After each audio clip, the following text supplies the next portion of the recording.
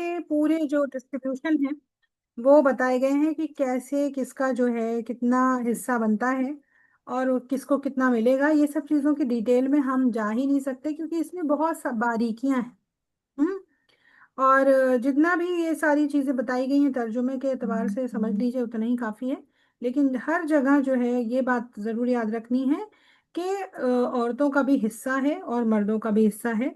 और जिसका जितना हिस्सा बनता है वो फर्ज के दर्जे में है कि उसको देना ज़रूरी है ना। अगर हमने ऐसा किया कि हम अपनी मुताबिक से, क्योंकि आज के माशरे में ये होता है कि मुझे ये बेटा पसंद है, ये बेटी पसंद है, तो मैं इसको इतना अपना अच्छा वाला माल दे देती हूँ या दे देता हूँ, और बाकी जो है वो जो खराब माल है या जो नहीं हमें कुछ नहीं देना उनको बेदखल कर देते हैं, आँख कर देते हैं। तो ये सब चीज़ें जो हैं ये हमारा इस्लाम इसको बिल्कुल पसंद नहीं करता। बल्कि इसमें यहाँ तक भी बात है कि अगर बच्चा जो है सिर्फ वो मुसलमान होना चाहिए, उसके अलावा अगर वो नाफरमान भी है तब भी आपको उसके उसको विरासत से बेदखल आपको करने का कोई हक नहीं बनता। हम्म। तो इस मामले में, और ये सब बहुत अहम चीज़ें हैं, ये नमाज रोज़ा हज वगैरह की लेवल की चीज़ें हैं कि अगर आप नमाजी हैं परहेजगार हैं तो आप ये नहीं कर सकते कि आप विरासत से किसी को बेदखल कर दें। सिर्फ इस बात पे कि छोटी सी बात कोई बेटे की आपको पसंद नहीं आई और वो मुसलमान है, वो इबादत गुजार है, लेकिन आपने उसको बेदखल कर दिया। तो ये सब चीज़ें नहीं करनी है। आय नंबर 14 में इसी के ताल्लुक से बताया कि तिल का हुदूदुल्लाह, ये अल्लाह के हुदूद हैं। मन युतिल्लाह व रसूलहु युदखिलहु जन्नत, और ये अल्लाह के और रसूल की इताअत के बाद ही ये नसीब होगा कि इंसान इन सारे हुदूद को भी फॉलो करेगा, मानेगा, अपनी ज़िंदगी में नाफिज करेगा, तभी वो जन्नत में जा सकता है। और इसके बारे में हदीस भी आती है कि किसी ने 60 साल तक जो है इबादत की, लेकिन एक गलत विरासत करके उसने सारे अमल को ज़ाया कर दिया। तो ये बात हमें पता चलती है ना कि ये विरासत का मामला जो है इतना आसान और छोटा सा नहीं है।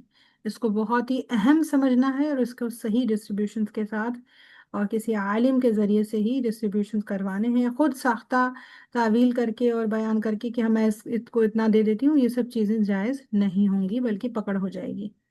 जी आगे।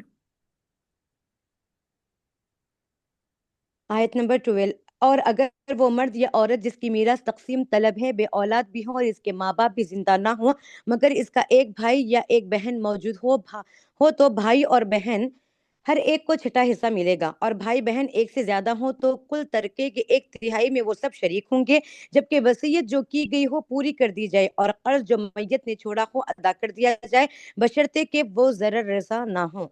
ये हुक्म है अल्लाह की तरफ से, और अल्लाह दाना और बीना और नर्म खो है। ये अल्लाह की मुकर्रर की हुई हदें हैं। जो अल्लाह और उसके रसूल की इताअत करेगा उसे अल्लाह ऐसे बागों में दाखिल करेगा जिनके नीचे नहरें बहती होंगी, और इन बागों में वो हमेशा रहेगा, और यही बड़ी कामयाबी है। और जो अल्लाह और इसके रसूल की नाफरमानी करेगा और इसकी मुकर्रर की हुई हदों से तजावुज कर जाएगा उसे अल्लाह आग में डालेगा जिसमें वो हमेशा रहेगा, और इसके लिए रुस्वा कुन सजा है। तुम्हारी औरतों में से जो बदकारी की मुर्तकिब हो उन पर अपने में से 4 आदमियों की गवाही लो, और अगर 4 आदमी गवाही दें तो इनको घरों में बंद रखो यहाँ तक कि इन्हें मौत आ जाए या अल्लाह उनके लिए कोई रास्ता निकाल दे। और तुम में से जो इस फेल का इर्तिकाब करे उन दोनों को तकलीफ दो, फिर अगर वो तौबा करें और अपनी इस्लाह कर लें तो इन्हें छोड़ दो कि अल्लाह बहुत तौबा कबूल करने वाला और रहम फरमाने वाला है। जी यहाँ पर देखिए अल्लाह हाँ, सुब्हान ये ताला जान ने लो। एक रूल दिया है कि अगर बीवी जो है बदचलन है तो उसके साथ सख्ती से पेश आना होगा। ये नहीं है कि भाई आज का जो दौर है कि बीवी का कहीं और अफेयर चल रहा है, शौहर का कहीं और अफेयर चल रहा है और दोनों मुतमईन हैं और एक दूसरे को कुछ नहीं कहते हैं, तो ऐसा ऐसा रिश्ता बिल्कुल काबिल कबूल नहीं है। ये तो जिना की कंडीशन है, सिफाह की कंडीशन है। तो ये अल्लाह सुब्हान ताला क्या फरमा रहे हैं, इस आयत को एक्चुअली आखिर की सूरतों में सूरह निसा में जाकर पूरी तरीके से बयान किया गया है कि क्या होना चाहिए अगर तुम्हें ऐसा लग जाए कि बीवी जो है ऐसी है, बदचलन है और नहीं मानती है, तो फिर तुम उसके साथ क्या करोगे वो आगे हम जाकर पढ़ेंगे। तो यहाँ यही बताया है कि ऐसे पहले तो यही था हुक्म कि उसको मारो या उसको समझाओ और उसको घर में बंद रखो और उसकी तरबियत करो। यानी एक तरह से हो सकता है गलती हो गई है तो अब वो मान जाए, लेकिन अगर फिर भी नहीं मानती है तो फिर वो सही नहीं है। और अगर मान जाती है तो फिर जबरदस्ती भी कोई उसके ऊपर जबर करने की जरूरत नहीं है। जी आगे। آیت نمبر 17۔ ہاں یہ جان لو کہ اللہ پر توبہ کی قبولیت کا حق انہی لوگوں کے لیے ہے جو نادانی کی وجہ سے کوئی برا فعل کر گزرتے ہیں اور اس کے بعد جلد ہی توبہ کرتے ہیں، ایسے اپنی نظر عنایت سے متوجہ ہو جاتا ہے، اور اللہ ساری باتوں کی خبر رکھنے والا اور حکیم و دانا ہے۔ مگر توبہ ان لوگوں کے لیے نہیں ہے جو برے کام کیے چلے جاتے ہیں، یہاں تک کہ جب ان میں سے کسی کی موت کا وقت آ جاتا ہے تو اس وقت وہ کہتا ہے کہ اب میں نے توبہ کی، اور اسی طرح توبہ ان کے لیے بھی نہیں ہے جو مرتے دم تک کافر رہیں، ایسے لوگوں کے لیے تو ہم نے دردناک سزا تیار کر رکھی ہے۔ جی، تو یہ بھی توبہ اے- کے تعلق سے پہلے بھی بات آ چکی ہے کہ تین کنڈیشنز ہیں انسان کی زندگی میں، کہ وہ کب توبہ اس کی قبول ہوگی اور کب نہیں ہوگی۔ اگر تو وہ پہلے ہی گناہ پہ نادم ہو جاتا ہے اور سچی توبہ کرے گا تبھی توبہ قبول ہوگی، لیکن وہ اصرار کرے گا تو پھر نہیں ہوگی، کبھی بھی نہیں قبول ہوگی، اور اگر مر بھی گیا اس حالت میں تب تو کوئی سوال ہی نہیں کہ قیامت کے دن اس کا کچھ ہو سکے۔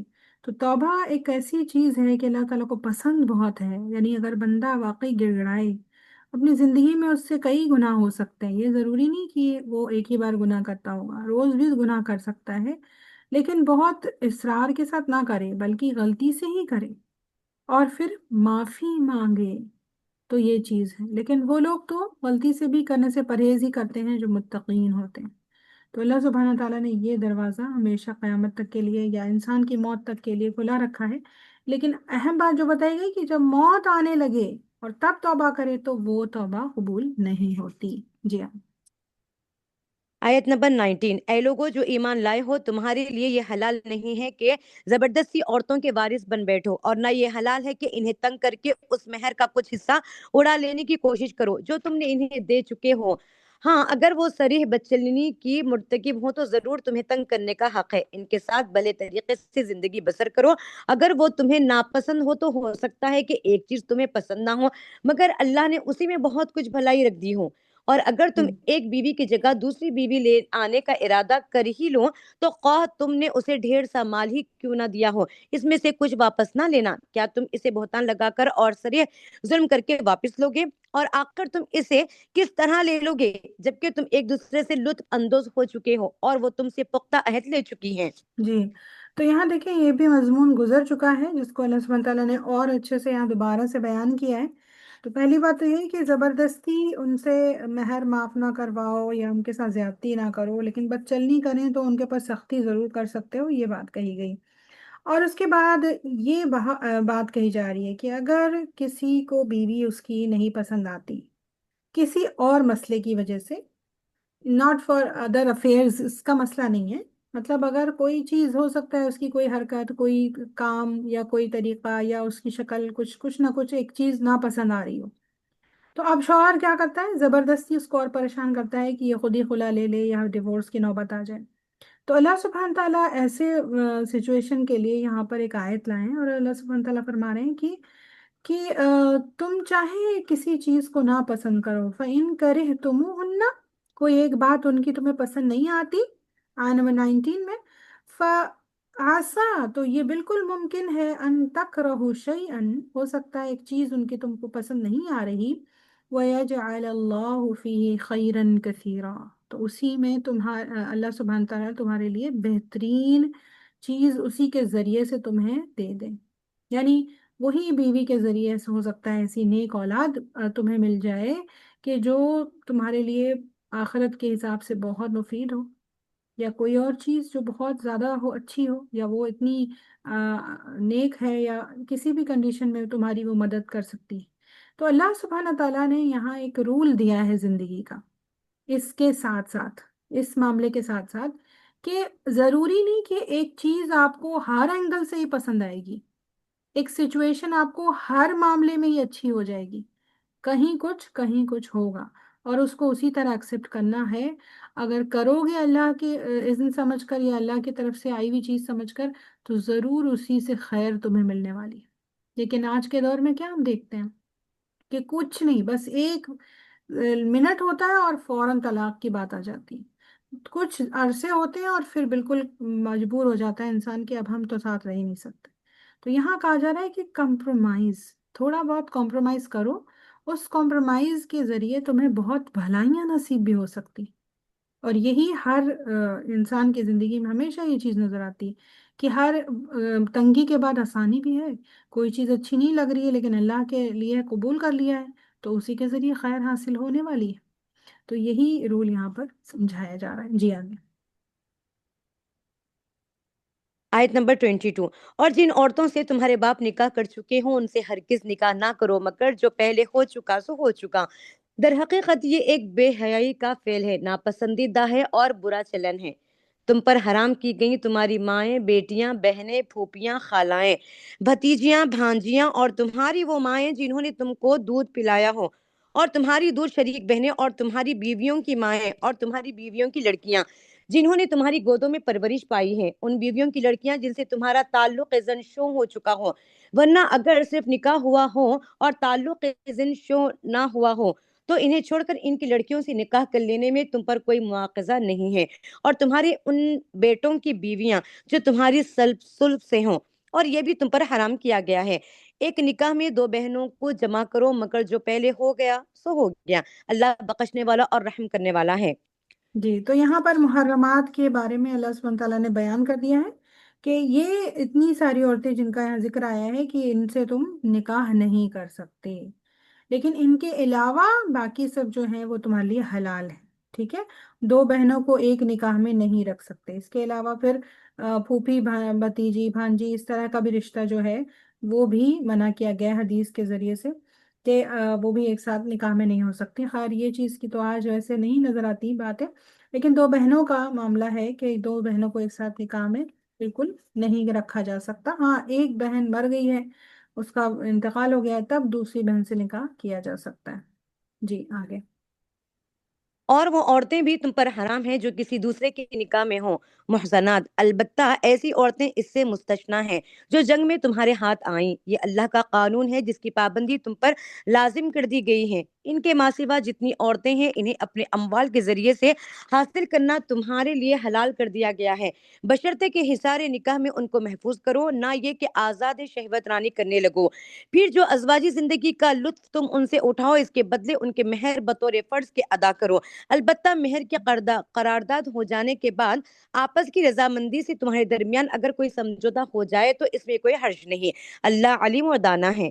اور جو جی شخص تم میں سے اتنی مغفرت نہ رکھتا ہو کہ خاندانی مسلمان عورتوں محسنات سے نکاح کر سکے، اسے چاہیے کہ تمہاری ان لونڈیوں میں سے کسی کے ساتھ نکاح کر لے جو تمہارے قبضے میں ہوں اور مومنہ ہوں، اللہ جی۔ تمہارے ایمانوں کا حال خوب جانتا ہے۔ جی۔ یہاں پر دیکھیں دو ڈفرینس بتائے گئے، ایک محسنات اور ایک جو ہے ماں ملکت ایمانکم۔ تو وہ یہ اس زمانے کی بات تھی کہ جب جو ہے جنگوں میں لونڈیاں آتی تھیں پکڑی ہوئی، تو ان کے بارے میں رول تھا۔ اب تو یہ چیز غلامی وغیرہ تو ہے نہیں، لیکن یہ لوگ کیونکہ پہلے جو محسنات کا مہر تھا وہ اچھا خاصا ہوتا تھا، اگر کسی کے پاس اتنا مال نہیں ہے کہ وہ محسنات سے شادی کر کے اس کو مہر ادا کر سکے، تو پھر ان کے لیے یہاں بتایا جا رہا ہے کہ تم پھر کیا کرو، یعنی جو لونڈیاں ہیں ان سے ہی تم نکاح کر لو۔ تو یہ چیز زیادہ بہتر ہے بنسبت اس کے، لیکن اس میں بھی یہی معاملہ ہے کہ تم نکاح کرو، پراپر نکاح کرنے کا وہ بتایا جا رہا ہے کہ جس سے بھی تم نکاح کر رہے ہو محسنات سے، تو اس کو یہ ارادہ نہ ہو کہ بس وقتی فائدے اٹھانے کے لیے، وقتی چیزوں کے لیے آپ شادی کر رہے ہیں، بلکہ آپ کی نیت کیا ہو، ایک خاندان بسانا ہو۔ یہ چیز یہاں بتائی جا رہی ہیں، غیر مصفحین یعنی کہ خالی مزے اڑانے کے لیے نہیں، بلکہ ایک خاندان کو تشکیل دینے کے لیے پوری تیاری کے ساتھ، یعنی اپنے دماغ کو تیار کر کے کہ ہاں مجھے اس لیے نکاح کرنا ہے، اب اولاد پیدا ہوں گی، اس کا ہمارا خاندان چلے گا، یہ سب چیزوں کے لیے انسان نکاح کرے گا۔ اور اس کے بعد پھر یہی فرمایا کہ ولا جناح علیکم، اگر آپس میں دونوں جو ہیں رضامندی سے مہر معاف کر دیتی ہے بیوی تو اس میں پھر مذاقہ نہیں ہے۔ جی آگے۔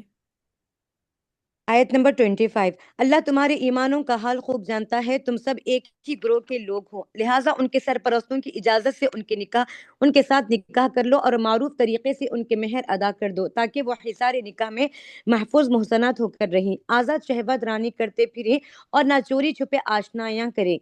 پھر جب وہ حصار نکاح میں محفوظ ہو جائیں اور اس کے بعد کسی بدچلنی کی مرتکب ہوں تو ان پر اس سزا کی بنسبت آدھی سزا ہے جو خاندانی عورتوں محسنات کے لیے مقرر ہے، یہ سہولت تم میں سے ان لوگوں کے لیے پیدا کی گئی ہے جن کو شادی نہ کرنے سے بندے تقوی کے ٹوٹ جانے کا اندیشہ ہو، لیکن اگر تم صبر کرو تو یہ تمہارے لیے بہتر ہے، اور اللہ بخشنے والا اور رحم فرمانے والا ہے۔ جی، تو یہاں بھی اللہ جو چاہتا ہے یہاں لونڈیوں سے نکاح کے بارے میں کیا فرمائیں کہ اگر وہ ان سے کوئی غلطی ہو جائے، بچلنی دوبارہ ہو جائے، تو ان کو جو ہے سزا میں سے آدھی سزا، جیسے کہ شادی شدہ محصنات کی اگر وہ غلطی کرتی ہے تو 100 کوڑے ہیں، رجم ہے بلکہ۔ تو پہلے یہ چیز تھی کہ کوڑے ہی لگ رہے ہوتے تھے، لیکن اللہ سبحانہ تعالیٰ نے یہاں ان کی سزا آدھی کر دی ہے۔ یہ کیوں کی ہے؟ مین پوائنٹ یہ ہے ہمارا، اور اس لیے کیونکہ یہ تربیت یافتہ نہیں ہے نا، یہ بچپن سے ان کو وہ پروٹیکشن نہیں ملی ہے، نہ والدین کی اور نہ ہی شوہر کی۔ تو اب یہ ایسے ہی ادھر ادھر گھومتی پھرتی آ گئی ہیں، تو ان کے اندر وہ تربیت نہیں ہے، تو ان کی جو ہے معافی بھی کم اس میں ہو جائے گی۔ لیکن اس لیے اللہ سبحانہ تعالیٰ کیا چاہ رہے ہیں کہ اگر تم صبر ہی کر لو، انتظار ہی کر لو، مہر جمع ہی کر لو کما کر، اور محسنات سے ہی نکاح کرو، تو یہ تمہارے لیے زیادہ بہتر ہے۔ جی آگے۔ آیت نمبر 26، اللہ چاہتا ہے کہ تم پر ان طریقوں کو واضح کرے اور انہی طریقوں پر تمہیں چلائے جن کی پیروی تم سے پہلے گزرے ہوئے صلح کرتے تھے۔ وہ اپنی رحمت کے ساتھ تمہاری طرف متوجہ ہونے کا ارادہ رکھتا ہے، اور وہ علیم بھی ہے اور دانا بھی ہے۔ ہاں، اللہ تو تم پر رحمت کے ساتھ توجہ کرنا چاہتا ہے، مگر جو لوگ خود اپنی خواہشات نفس کی پیروی کر رہے ہیں وہ چاہتے ہیں کہ تم راہ راست سے ہٹ کر دور نکل جاؤ۔ اللہ تم پر سے پابندیوں کو ہلکا ہلکا کرنا چاہتا ہے، کیونکہ انسان کمزور پیدا کیا گیا ہے۔ بہت اے اہم لوگوں بات ہے جو یہاں پر آیت نمبر 28 میں اللہ سبحانہ وتعالیٰ فرما رہے ہیں وَخُلِقَ الْإِنسَانُ ضَعِيفًا۔ انسان تو ہے کمزور، اس سے بوجھ اٹھائے نہیں جاتے، ہے نا؟ اور اللہ سبحانہ تعالیٰ نے جتنے بھی رولز دیے ہیں ہمیں، بظاہر ہو سکتا ہے کچھ لوگ سمجھتے ہوں یہ بڑا مشکل ہے، مہر دینا ہے، یہ ہے وہ ہے، لیکن اگر انسان اس کو عمل میں لاتا ہے تو یہ سمجھ آئے گا کہ پھر وہ سب کے لیے کتنی آسانی ہو سکتی ہے، سب کے اوپر کتنی رحمت ہے اللہ کی، کہ ان سارے رولز کے ذریعے اللہ سبحانہ تعالیٰ نے عدل اور انصاف کو سوسائٹی میں نافذ کروایا۔ لیکن اگر انسان ایسا نہیں کرے گا تو فساد ہوں گے، اور پھر جب فساد ہوں گے تو اس کی چھیٹ سب پر آئے گی نا۔ تو یہ بات یہاں سمجھنی ہوگی کہ اللہ کے رولز مشکل نہیں ہیں، اگر ہم اس کو دل سے تسلیم کر لیں اور اس پر جم جائیں تو ہر چیز آسان لگنے لگے گی، اور بہت بہترین طریقے سے انسان کی زندگی گزرے گی، بغیر کسی تناؤ کے، بغیر کسی ڈپریشن کے۔ تو یہ سارے رولز جو ابھی تک جتنے بھی رولز لیڈیز کے تعلق سے آئے ہوں یا معاشرے کے تعلق سے آئے ہیں، یہ سب آسانی کے لیے اللہ تعالیٰ نے دیے ہیں۔ یہی تو فرمایا جا رہا ہے کہ اللہ تم سے آسانی چاہتا ہے، لیکن تم نے اپنے اوپر زبردستی کے بوجھ ڈال رکھے ہیں جو صحیح نہیں ہے تمہارے لیے، جو تم خود ہی کچھ دن میں اٹھا کے پھینک دو گے، لیکن اگر تمہیں پہلے سے معلوم ہو جائے تو معاملات نہ بگڑیں۔ جی ہاں۔ آیت نمبر 29، اے لوگوں جو ایمان لائے ہو، آپس میں ایک دوسرے کے مال باطل طریقوں سے نہ کھاؤ، لین دین ہونا چاہیے آپس کی رضامندی سے، اور اپنے آپ کو قتل نہ کرو، یقین مانو کہ اللہ تمہارے اوپر مہربان ہے۔ جو شخص ظلم و زیادتی کے ساتھ ایسا کرے گا اس کو ہم ضرور آگ میں جھونکیں گے، اور یہ اللہ کے لیے کوئی مشکل کام نہیں ہے۔ اگر تم ان بڑے بڑے گناہوں سے پرہیز کرتے رہو جن سے تمہیں منع کیا جا رہا ہے تو تمہاری چھوٹی موٹی برائیوں کو ہم تمہارے حساب سے ساقط کر دیں گے اور تم کو عزت کی جگہ داخل کریں گے۔ اور جو کچھ اللہ نے تم میں سے کسی کو دوسروں کے مقابلے میں زیادہ دیا ہے اس کی تمنا نہ کرو۔ جو کچھ مردوں نے کمایا ہے اس کے مطابق ان کا حصہ ہے، اور جو کچھ عورتوں نے کمایا ہے ان کے مطابق ان کا حصہ۔ ہاں، اللہ سے اس کے فضل کی دعا مانگتے رہو، یقیناً اللہ ہر چیز کا علم رکھتا ہے۔ جی، تو یہاں پر اللہ سبحانہ تعالیٰ نے کیا فرمایا ہے کہ ایک دوسرے کے اوپر خود کو ترجیح مت دو، یا پھر ان کو تمنا مت کرو کہ میں ایسی ہو جاؤں اور میں ویسا ہو جاؤں۔ یعنی یہ عین ممکن ہے کہ معاشرے میں بہت سارے الگ الگ لوگ ہوں گے، کوئی الگ لیول پر ہوگا، کوئی الگ لیول پر ہوگا، عورتوں کا الگ دائرہ ہوگا، آدمیوں کا الگ ہوگا۔ اب ایک دوسرے کو دیکھ کے یہ نہ سوچے کہ کاش میں ایسے ہوتی، اور کاش میں دوسرا سوچے میں ایسا ہوتا، تو یہ چیز جو ہے نا یہ مناسب نہیں ہے۔ یہ اللہ کے فیصلے میں اعتراض ہے ایک طرح سے، کہ اگر میں کہوں کہ کاش میرے پاس بھی 4 پہیے والی گاڑی ہوتی، میں بھی محل میں رہتی، تو یہ سب چیزیں اگر ہم ایسے سوچتے ہیں تو اس کا مطلب کہ جس کنڈیشن میں ہم ہیں ابھی، ہم اس کے لیے اللہ کے شکر گزار نہیں ہیں بالکل بھی۔ یا پھر کوئی یہ سوچتا کہ میں عورت کیوں ہوں، میں مرد ہوتی، मैं तो बाहर घूमती, कोई पूछता नहीं मुझे, 10 बजे 12 बजे रात को आती मैं। हम्म। तो ये चीजें जो इंसान के अंदर आई हैं ना, ये बिल्कुल फितरी नहीं है, क्योंकि अल्लाह सुब्हान ताला हमसे ज्यादा हमारे बारे में जानते हैं कि किसके लिए क्या मुनासिब है। इसीलिए फरमाया वाला ततमन्नऊ मा फद्दल अल्लाहु बिही, किसी को अगर तुम्हारे हिसाब से लगता है कि किसी को अल्लाह ने कुछ फजीलत दे दी है, तो उसकी तमन्ना तुम करो मत। लेकिन आखिर में ये भी फरमाया वसलुल्लाह मिन फضली, अल्लाह से दीगर फजीलत मांग सकते हो। ऐसा नहीं है कि तुम हसद करो, बल्कि तुम भी अपने लिए फजीलत तो दुआ दुआ तो मांग सकते हो, लेकिन काश नहीं कह सकते।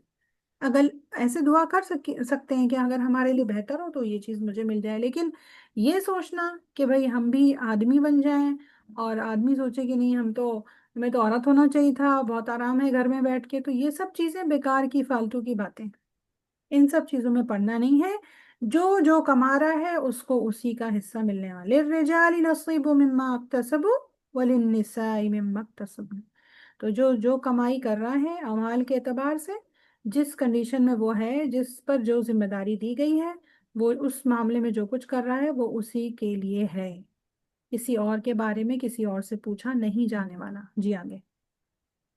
आयत नंबर 33। और हमने हर उस तरके के हकदार मुकर्रर कर दिए हैं जो वालिदैन और रिश्तेदार छोड़े।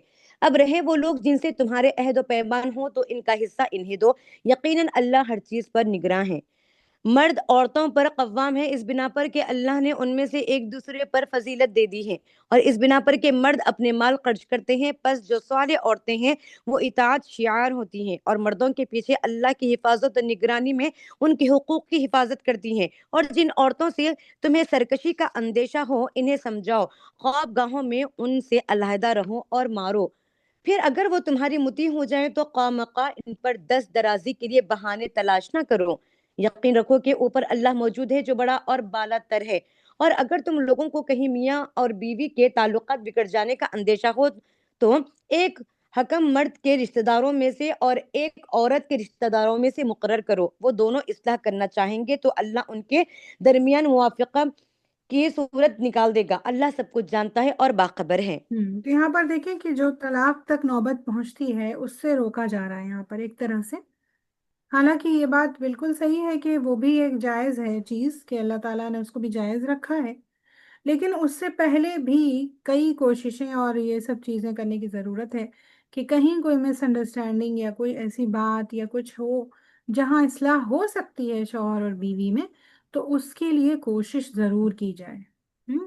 एक हकम यानी एक शख्स जो समझदार बुजुर्ग या समझदार हो, इल्म का इल्म रखता हो, दीनी दुनियावी ईमान वाला हो, तो वो उस बीवी के घर से और एक जो है शौहर के घर से आए और बैठ के दोनों मसले मसाइल का हल तलाश करें और चाहें कि ये रिश्ता जो है आगे कंटिन्यू हो जाए। इस चीज़ की तरफ हमें मोटिवेट किया गया है। जी आगे।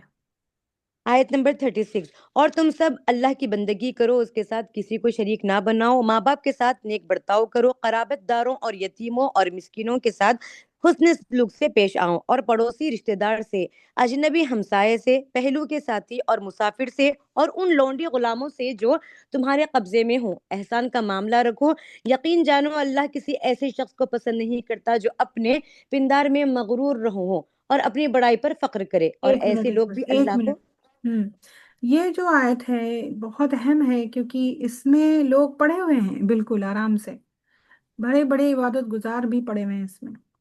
क्या बात कही जा रही है कि अल्लाह सुब्हाना ताला ने यानी जो कुछ भी अल्लाह सुब्हाना ताला ने फरमाया है कि वाह बुदू वाला तुशरिकू, ये सब चीज़ें ना करो, नेकी के काम करो, एहसान करो वालिदैन के साथ, रिश्तेदारों के साथ, इन सब चीज़ों के सारे रिश्तेदारों के साथ हर तरीके से जहां जहां तुम किसी की भी मदद कर सकते हो करो। और ये मत करो, क्या ना करो, इन्नल्लाह ला युहिब्बु मन काना मुख्तालन फखूरा। ये सारे काम करते करते लोगों की खैर ख्वाही करते करते और बहुत सारी नेकियां करते हुए ये दिल में कभी ख्याल नहीं आना चाहिए कि मैं तो बड़ी नेक हूँ। हम्म। मैं तो यूं करती हूँ और मैं यूं, और हाँ बयान भी करते हैं लोग बज़ाहिर कि मैंने तो ये किया है, मैं तो ऐसी हूँ, मेरे तो वालिद ऐसे हैं, और मतलब ये जो बड़ाई है किसी की नेकी की, वो बयान करने की जरूरत नहीं है ना। और ना ही खुद गुमान करके बैठने की जरूरत है कि मैं बड़ी नेक हूँ, क्योंकि ये तो अल्लाह ही जानता है कि हम कितने नेक हैं। अगर हमने ये सोच लिया तो एक तकब्बुर की हमारे अंदर एक वो आ गई कि इंसान खुद को बड़ी चीज समझने लगा है। तो ये तो हमारा हक ही बनता है कि हम अल्लाह की इसी तरह इबादत करें, उसकी हर फैसले, उसके हर काम को माने, और जो जो हम पर जिम्मेदारी आयद होती है हम उसे करें। इसमें कोई बड़ी बात नहीं है। मसला ये है कि आसपास के लोग ऐसा करते नजर नहीं आते तो हम अपने आप को खुशफहमी में मुब्तला कर लेते हैं कि हम इनसे बेहतर हैं, नऊजुबिल्ला। और यही बात अल्लाह को पसंद नहीं है। यही तो शैतान ने किया था। तो खुद को बड़ी चीज समझना, अल्लाह ताला हम सबको बचाए इससे। कहीं ना कहीं किसी ना किसी मामले में हर एक इंसान इसमें डूब जाता है, इसमें फंस जाता है। कोई किसी इल्म के लिए समझता है कि मैं बहुत बड़ी आलिम हूँ, मैं बहुत जानती हूँ। कोई समझता है मैं बड़ी खूबसूरत हूँ, कोई समझता है मैं बहुत अच्छा बनाती हूँ, मैं बहुत अच्छे पहनती हूँ, मैं बहुत अमीर हूँ। इन सब चीज़ों में कहीं ना कहीं एक बंदा जाके क्या कर देता है, गलती कर देता है। तो अल्लाह ताला फरमा रहे हैं मैं ऐसे लोगों को पसंद नहीं करता। जी। आयत नंबर 37, और ऐसे लोग भी अल्लाह को पसंद नहीं हैं जो कंजूसी करते हैं और दूसरों को भी कंजूसी की हिदायत करते हैं, और जो कुछ अल्लाह ने अपने फजल से इन्हें दिया है उसे छुपाते हैं। ऐसे काफिर नेमत लोगों के लिए हमने रुस्वाकुन अजाब मुहैया कर रखा है। और वो लोग भी अल्लाह को नापसंद है जो अपने माल महज लोगों को दिखाने के लिए खर्च करते हैं, और दर हकीकत ना अल्लाह पर ईमान रखते हैं ना रोजे आखिर पर। सच ये है कि शैतान जिसका रफीक हुआ उसे बहुत ही बुरी रफाकत मैसर आई। आखिर इन लोगों पर क्या आफत आ जाती अगर ये अल्लाह और रोजे आखिर पर ईमान रखते और जो कुछ अल्लाह ने दिया है इसमें से खर्च करते। अगर ये ऐसा करते तो अल्लाह से इसकी नेकी इनकी नेकी का हाल छुपा ना रह जाता। अल्लाह किसी पर जर्रा बराबर भी जुल्म नहीं करते। अगर कोई एक नेकी करे तो अल्लाह उसे दो चंद करता है और फिर अपनी तरफ बड़ा अजर अता फरमाता है। फिर सोचो कि उस वक्त ये क्या करेंगे जब हम हर उम्मत में से एक गवाह लाएंगे और इन लोगों पर तुम्हें यानी मोहम्मद सल्लल्लाहु अलैहि वसल्लम को गवाह की हैसियत से खड़ा करेंगे। उस वक्त वो सब लोग जिन्होंने रसूल सल्लल्लाहु अलैहि वसल्लम की बात ना मानी और इसकी नाफरमानी करते रहे, तमन्ना करेंगे कि काश जमीन फट जाए और वो इसमें समा जाए। वहां ये अपनी कोई बात अल्लाह से ना छुपा सकेंगे। जी, अब ये बहुत अहम जो आयत है, ये सारी बातों के बाद आयत नंबर 42 में क्या फरमाया कि यहाँ नहीं कहा जा रहा है कि वो कौन सा गुनाह करके आए थे और वहां नादिम होंगे, बल्कि यहाँ पे क्या कहा जा रहा है, यौमइज़िन यवद्दुल्लज़ीन कफ़रू व असवुर रसूल।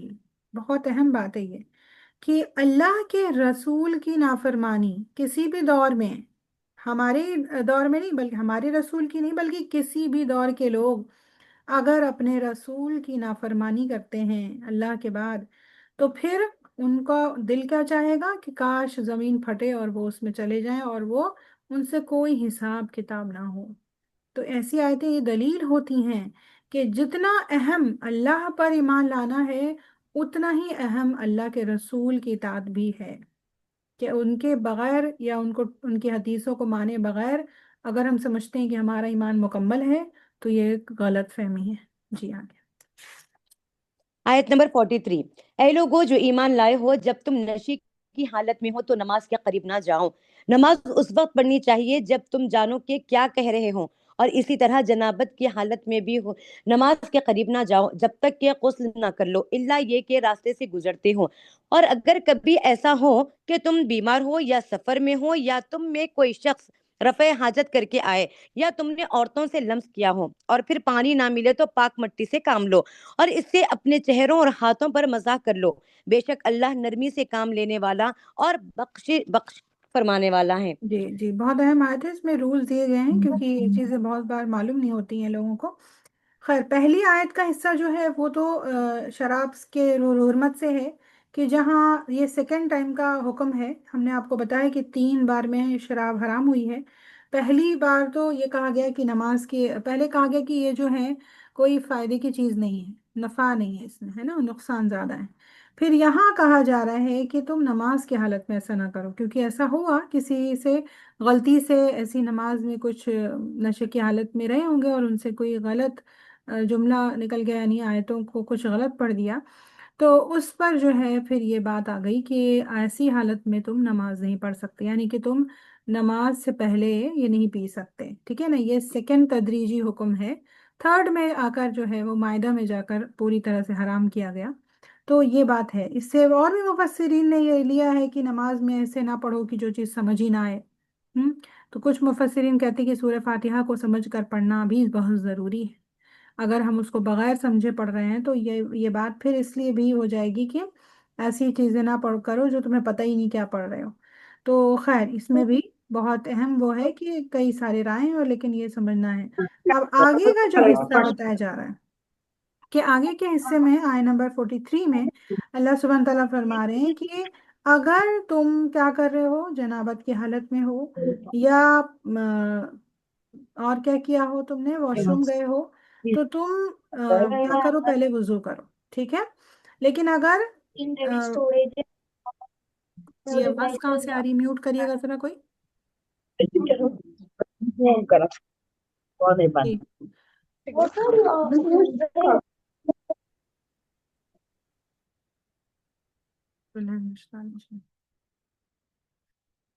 तो यहाँ दो बातें कही जा रही हैं कि क्या क्या करना है अगर तुम यानी अगर तुम कहाँ हो, सफर पर हो और पानी ना मिले तो, या फिर तुम अपने घर में ही हो और अगर पानी नहीं है तो क्या करना चाहिए।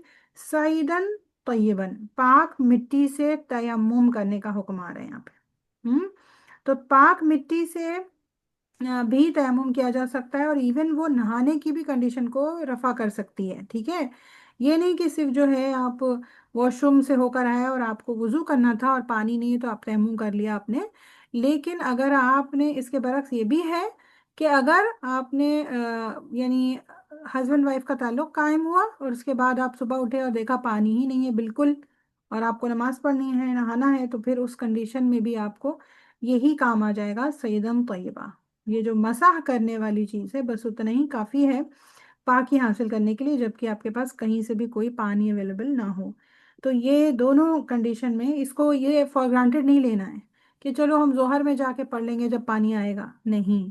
यानी आपको ज़रूरी है ये चीज़ करना, और इसके अलावा मस्जिद के आसपास से भी गुजरना इस हालत में जबकि कुछ ऐसी कंडीशन हो गई हो तो वो मुनासिब नहीं है।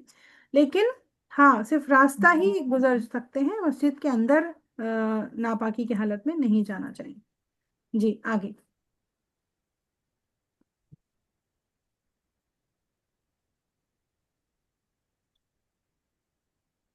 आवाज आ रही थी मेरी। आयत नंबर 44। तुमने हम्म। उन लोगों को भी देखा जिन्हें किताब के इल्म का कुछ हिस्सा दिया गया है, वो खुद जलालत के खरीदार बने हुए हैं।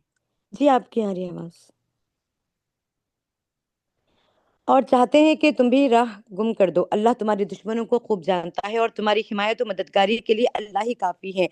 जो लोग यहूदी बन गए हैं, उनमें कुछ लोग हैं जो अल्फाज को उनके महल से फेर देते हैं और दीन हक के खिलाफ नेज जनी करने के लिए अपनी जबानों को तोड़ मोड़ कर कहते हैं कि समिअना व असैना और इस्मा गैर मुस्मा और राइना। हालांकि अगर वो कहते समिअना व अतअना और इस्मा और उन्जुरना तो ये उन्हीं के लिए बेहतर था और ज्यादा रासबाजी का तरीका था, मगर इन पर तो इनकी बातिल बरस्ती की बदौलत अल्लाह की फिटकार पड़ी हुई है, इसलिए वो कम ही ईमान लाते हैं। ऐ वो लोगों जो जिन्हें किताबें दी गई हैं, मान लो उस किताब को जो हमने अब नाजिल की है और जो उस किताब की तस्दीक को तायद करती है जो तुम्हारे पास पहले से मौजूद थी। इस पर ईमान ले आओ कबल इसके कि हम चेहरे बिगाड़ कर पीछे फेर दें या इनको इसी तरह लानत ज़दा कर दें जिस तरह सब्त वालों के साथ हमने किया था। और याद रखो कि अल्लाह का हुक्म नाफिज होकर रहता है, अल्लाह बस शिरकी को माफ नहीं करता। जी जी। बहुत ही सख्त आयत है ये, आई नंबर 47, कि इसमें क्या फरमाया जा रहा है, ये उतुल किताब से मुखातिब हैं। आमीनू, ईमान ले आओ। यानी अल्लाह सुब्हान ताला यहूद नसारा से मुखातिब हैं कि ईमान ले आओ वरना तुम्हारा भी हाल वैसे ही होगा जैसा क्या किया था अल्लाह ने सब्त वालों का, जो बंदर बनाए गए थे। और अगर ऐसा नहीं किया तो क्या होगा, तुम्हें यानी तुम्हारे चेहरों को क्या किया जाएगा, मस्ख कर दिया जाएगा। यानी अल्लाह सुब्हाना ताला जो है इबरत के लिए कुछ भी कर सकते हैं हमारे साथ। हमारे पास तो अगर हम ये अपने लिए खिताब लेते हैं, ये ईमान लाना क्या होता है, सिर्फ ये कह देना कि हाँ हम मानते हैं कि ये कुरान अल्लाह की तरफ से है, दैट्स इट। जो इसके अंदर लिखा है हमारी जिंदगी उसके बिल्कुल बरक्स चली जा रही है। तो क्या हम समझते हैं कि हम ईमान लाए हैं इस किताब पर? हरगिज नहीं। जब तक हमारी जिंदगी इस कुरान के मुताबिक नहीं चलेगी, हमारी सुबह शाम रात दिन पहनना ओढ़ना बैठना उठना बातें मामलात इस कुरान के जरिए नहीं हैं, तो हम भी ईमान लाने का दावा तो कर रहे हैं लेकिन हम ईमान लाए नहीं। तो इस पे बहुत तवज्जो की ज़रूरत है, क्योंकि अल्लाह सुब्हाना ताला ऐसे लोगों के लिए बहुत सख्त वईद बयान करते हैं कि जो ईमान नहीं लाएंगे उस किताब पर जो नाजिल हुई, तो उसके साथ क्या होने वाला है। जी आगे। इसके माँ सिवा दूसरे जिस कदर गुनाह है वो जिसके लिए चाहता है माफ कर देता है। अल्लाह के साथ जिसने किसी और को शरीक ठहराया उसने तो बहुत ही बड़ा झूठ तस्नीफ किया और बड़े सख्त गुनाह की बात की। तुमने उन लोगों को भी देखा जो बहुत अपनी पाकिज़गी नफ्स का दम भरते हैं, हालांकि पाकिज़गी तो अल्लाह ही जिसे चाहता है अता करता है, और इन्हें जो पाकिज़गी नहीं मिलती तो दर हकीकत इन पर जर्रा बराबर भी जुल्म नहीं किया जाता। जी। देखो तो सही, ये अल्लाह पर भी झूठे इफ्तरा घड़ने से नहीं चूकते और इनके सरीहन गुनाहगार होने के लिए यही एक गुनाह काफी है। क्या तुमने हम्म। उन लोगों को नहीं देखा जिन्हें किताब के इल्म में से कुछ हिस्सा दिया गया है और उनका हाल यह है कि और तागुत को मानते हैं और काफिरों के मुतालिक कहते हैं कि ईमान लाने वालों से तो यही ज्यादा सही रास्ते पर हैं। ऐसे ही लोग हैं जिन पर अल्लाह ने लानत की है, और जिस पर अल्लाह की लानत कर दे फिर तुम उसका कोई मददगार नहीं पाओगे। जी जी क्या एक मिनट। हुकूमत में तो यहाँ पर अल्लाह सुब्हाना ताला ने आय नंबर 48 में फरमाया है, इन्नल्लाह ला यगफिरु अन युशरक बिही। अल्लाह सुब्हान ताला शिरक के लिए कभी माफ़ी नहीं करने वाला है। तो देखें, शिरक की ये जो शिरक लफ्ज़ है ना, ये बहुत बहुत समझने वाली चीज़ है। क्योंकि शिरक सिर्फ ये नहीं होता कि हम किसी बुत के सामने बैठ के पूजा कर रहे हो, नहीं, बल्कि शिरक बहुत सारी कंडीशंस के अंदर हो सकता है। किसी को अल्लाह की सिफात देकर उसका मरूब हो जाना, उसके आगे पीछे झुकना, ये भी शिरक ही की किस्म होती है। तो इसलिए अल्लाह सुब्हानहू तआला फरमा रहे हैं कि ये वाला अमल अगर किसी ने किया तो उसकी तो माफी नहीं होगी कयामत के दिन। इसके अलावा अगर कोई और बड़े गुनाह करता है और तौबा कर ले, या फिर कोई नेकियां किया हो तो उसके जरिए वो माफ हो सकती हैं बदले में। लेकिन शिरक अगर किया है तो उसके लिए कोई चीज भी रैंसम नहीं बन पाएगी जब तक कि बंदा खुद कयामत से पहले दुनिया में ही माफी ना मांग चुका हो, पलट ना आया हो। तो ये बहुत अहम बात है कि सिर्फ एक ऐसा बड़ा गुनाह है जिससे हमें बहुत ज़्यादा अपने आप को बचाने की ज़रूरत है। बाकी चीज़ें उसके अंडर में आती हैं, उसके बाद आती हैं कि फिर धीरे धीरे वो सब चीज़ों से इंसान दूर हो जाए। लेकिन ये चीज़ तो माफ़ होने लायक ही नहीं है। तो सबसे ज़्यादा सीखने की ज़रूरत इसी मामले में है कि ये चीज़ हम किसी भी तरह से किसी भी कंडीशन में किसी भी तरीके का शिरक ना करें। फिर उसके बाद आगे वाली आयत में जो जिब्त की बात आ रही है, आयत नंबर 51 में, कि अलम तरा, ऐसे लोगों को देखा जिनको किताब का हिस्सा दिया गया, जो किताब पढ़ते थे, उनसे कहा, मुतालबा था कि वो ईमान लाएं, लेकिन वो लोग क्या करने लगे, जिब्त और तागूत में फंस गए। तागूत तो हम पहले ही समझ चुके हैं। जिब्त से मुराद क्या है कि कुछ मुफस्सिरीन यही कहते हैं कि बेअसल चीज़ें जो बिल्कुल ही बेफायदा हैं, कोई भी उनका फायदा नहीं। और इस्लाम के नज़र में कुछ चीज़ें ऐसी हैं जो कि जादू और कहानत और फाल निकालने और किसी पे जादू करने, ये सब चीज़ों में जो पड़ता है वो जिब्त में पड़ जाता है। यानी कि ये भी ऐसा काम है कि जो बिल्कुल अल्लाह सुब्हान ताला इसको हराम करार देते हैं। और वो क्या, वयक़ूलून लिल्लज़ीना कफ़रू हाउलाई अहदा, और ख़ुद को बड़ी सी चीज़ समझते हैं, इन सब चीज़ों के बावजूद भी अपने आप को हिदायत याफ्ता समझते हैं। तो ऐसी चीज़ों से भी हमें बचने की ज़रूरत है, चाहे ज़िंदगी में कितनी भी मुश्किल हालात आ जाएं, ऐसी चीज़ों की तरफ नहीं जाना। जी आगे। आयत नंबर 53, क्या हुकूमत में उनका कोई हिस्सा है? अगर ऐसा होता तो ये दूसरों को एक फूटी कौड़ी तक ना देते। फिर क्या ये दूसरों से इसलिए हसद करते हैं कि अल्लाह ने इन्हें अपने फजल से नवाज दिया? अगर ये बात है तो इन्हें मालूम हो कि हमने तो इब्राहिम अलैहिस्सलाम की औलाद को किताब और हिकमत अता की और मुल्क अजीम बख्श दिया, मगर इनमें से कोई इस पर ईमान लाया और कोई इससे मुंह मोड़ गया, और मुंह मोड़ने वालों के लिए तो बस जहन्नम की भड़कती हुई आग ही काफी है। आगे। जी, आयत 56, जिन लोगों ने हमारी आयत को मानने से इनकार कर दिया है उन्हें बिल यकीन हम आग में झोंकेंगे, और जब उनके बदन की खाल गल जाएगी तो उसकी जगह दूसरी खाल पैदा कर देंगे ताकि वो खूब अजाब کا مزہ چکھیں۔ قدرت رکھتا ہے اور اپنے فیصلوں کو عمل میں لانے کی حکمت خوب جانتا ہے، اور جن لوگوں نے ہماری جی جی آیات ایک کو مان منٹ، لیا اور نیک عمل کیے ٹھیک ہے۔ آیت نمبر 56 میں کیا فرمایا ہے کہ اللہ سبحانہ تعالیٰ نے عذاب کا ایک وہ بتایا ہے کہ کیا ہونے والا ہے ایسے لوگوں کے ساتھ جو ہماری آیات کو جھٹلاتے ہیں، جو ہماری نشانیوں کو، چاہے وہ آفاق کی ہوں، انفس کی ہوں، قرآن کی نشانیاں ہوں، ان سب کو جو لوگ جھٹلا دیں گے اور نہیں مانیں گے، اپنے رب کو نہیں پہچانیں گے، تو اللہ سبحانہ تعالیٰ فرما رہے ہیں کلما نضجت جلودہم بدلناہم جلودا، جب وہ آگ میں ڈالے جائیں گے اور جب ایک بار ان کی پوری جلد بالکل پگھل جائے گی جل کر کے، تو وہ ختم ہونے کے کگار پہ ہوں گے، تو اللہ تعالیٰ دوبارہ پھر سے ان کو جلد پہنا دیں گے۔ اللہ اکبر، اللہم اجرنا من النار، یعنی ایسا سخت سزا، یعنی کہ موت تو آنی نہیں ہے نا، جہنم میں بھی موت نہیں آنے والی ہے۔ تو اللہ سبحانہ تعالیٰ ایسے مجرموں کے ساتھ کیا کرنے والے ہیں کہ بار بار ان کو وہ جلد پہنائی جائے گی تاکہ جو ہے جلنے کا احساس ہمیشہ ان کو محسوس ہوتا رہے۔ اللہ اکبر۔ تو یہ ہے ایسے لوگوں کا انجام جو ان کو بار بار دنیا میں سکھایا، بتایا، دکھایا جا رہا ہے، لیکن وہ اپنی آنکھوں پہ پٹی باندھ کر اندھے بنے ہوئے ہیں۔ تو ان کا یہاں پر حال بتایا جا رہا ہے۔ اللہ سبحانہ تعالیٰ ہم سب کو جہنم کی آگ سے بچا لے، آمین رب العالمین۔ وآخر دعوانا ان الحمد للہ رب العالمین۔ السلام علیکم ورحمۃ اللہ وبرکاتہ۔ جی شبینہ۔ السلام علیکم ورحمۃ اللہ وبرکاتہ۔ پڑھیے تنویر، تلاوت جی کریں۔ آیت 57 آیت جی 57 اور جن لوگوں نے ہماری آیات کو مان لیا اور نیک عمل کیے، ان کو ہم ایسے باغوں میں داخل کریں گے جن کے نیچے نہریں بہتی ہوں گی، جہاں وہ ہمیشہ رہیں گے، اور ان کو پاکیزہ بیویاں ملیں گی، اور انہیں ہم گنی چھاؤں میں رکھیں گے۔ مسلمانوں، اللہ تمہیں حکم دیتا ہے کہ امانت اہل امانت کے سپرد کر دو، اور جب لوگوں کے درمیان فیصلہ کرو تو عدل کے ساتھ کرو۔ اللہ تم کو نہایت عمدہ نصیحت کرتا ہے، سب سنتا اور دیکھتا ہے۔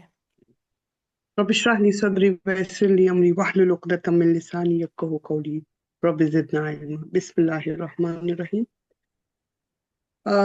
سورہ نساء ہے اور آیت نمبر 57 اور 58 میں جو ہے پہلے اللہ تعالیٰ نے ہے کفر اور نافرمانی جنہوں نے کی ان کا بدلہ بتا دیا، اور پھر جنہوں نے اللہ کے مطابق اس زندگی کو گزارا، بسر کیا، تو ان کے لیے جنات ہے اور ہمیشہ ہمیشہ رہنے والی تمام انعامات ہیں۔ اور پھر اللہ تعالیٰ جو ہے مسلمانوں کو ایک دے رہے ہیں، سب سے امانت ہے، ہم مومن ہیں، ہم مسلمان ہیں، یہ قرآن بھی ہم پر ایک امانت ہے۔ ہم کسی ذمہ داری کے تحت، کسی مقصد کے تحت اس دنیا میں لائے گئے، وہ امانت ہے۔ اللہ کے ساتھ ہمارا وعدہ ہے، ہم شہادت دیتے یہ امانت ہے۔ ہم کوئی بھی کام، یہ تو رب کے ساتھ وعدہ ہے کہ ہم کو وہ ذمہ داری جو بحثت ایک نائب کی ہوتی ہے، ایک بندے کی ہوتی ہے، وہ تمام تر امانتیں، تمام تر ذمہ داریاں ہم کو نبھانی ہیں، کیونکہ مومن بددیانت نہیں ہوتا ہے، وہ خائن نہیں ہوتا ہے۔ اسی طرح اللہ تعالیٰ فرماتے ہیں یہ صرف اصول اللہ کے تعلق سے نہیں رہے گا، صرف اللہ کے لیے نہیں رہے گا، بلکہ تمام جتنے بھی حقوق العباد ہے، جتنے بھی لوگ ہیں، آپس کے معاملات ہیں، آپس میں جو چیز اس دنیا میں رکھی ہے، اس کے ساتھ تمہیں ذمہ داریاں نبھانی ہیں۔ آپ ٹیچر ہیں، ایز اے ٹیچر، اولاد ہے تو ایز اے اولاد، آپ گھروں میں ہیں، آپ باہر جاب کر رہی ہیں، ہر چیز میں کیا رہے گی؟ امانت، عدل۔ جب امانت رہے گی، عبادت رہے گی، تبھی اس دنیا میں کیا چیز قائم ہوگی؟ عدل و انصاف۔ جی جی آیت 59 اے لوگو جو ایمان لاتے ہو، اطاعت کرو اور اللہ کی، اور اطاعت کرو رسول کی اور لوگوں کی جو تم سے صاحب امر ہو۔ پھر اگر تمہارے درمیان کسی معاملہ میں نزاع ہو جائے تو اسے اللہ اور رسول کی طرف پھیر دو، اور اگر تم واقعی اللہ اور روز آخر پر ایمان رکھتے ہو، یہی ایک صحیح طریقہ کار ہے اور انجام کے اعتبار سے بھی بہتر ہے۔ جی جی آگے۔ آیت 60 اے نبی صلی اللہ علیہ وسلم، تم نے دیکھا نہیں ان لوگوں کو جو دعویٰ تو کرتے ہیں کہ ہم ایمان لائے ہیں اس کتاب پر جو تمہاری طرف نازل کی گئی ہے، اور ان کتابوں پر جو تم سے پہلے نازل کی گئی تھی، مگر چاہتے یہ ہیں کہ اپنے معاملات کا فیصلہ کرانے کے لیے طاغوت کی طرف رجوع کرے، حالانکہ انہیں ایک طاغوت سے کفر کرنے ایک کا منٹ حکم دیا گیا تھا۔ ایک منٹ تنویر، میں تھوڑا سا یہاں رہ گیا تھا۔ یہ جو آیت نمبر 59 ہے، بہت اہم بات ہے، بہت ہی اہم اصول، اہم بات، اور اللہ تعالیٰ جو ہم کو جب ایک مومن ہے، ہم نے ایمان لایا، اس کی جو ایک کرائٹیریا ہے، اس کا جو ایک سٹینڈرڈ ہے، وہ کیا ہے؟ یا ایھا الذین آمنو، اطاعت کریے اے لوگو جو ایمان لائے ہو، اطاعت کریے اللہ کی۔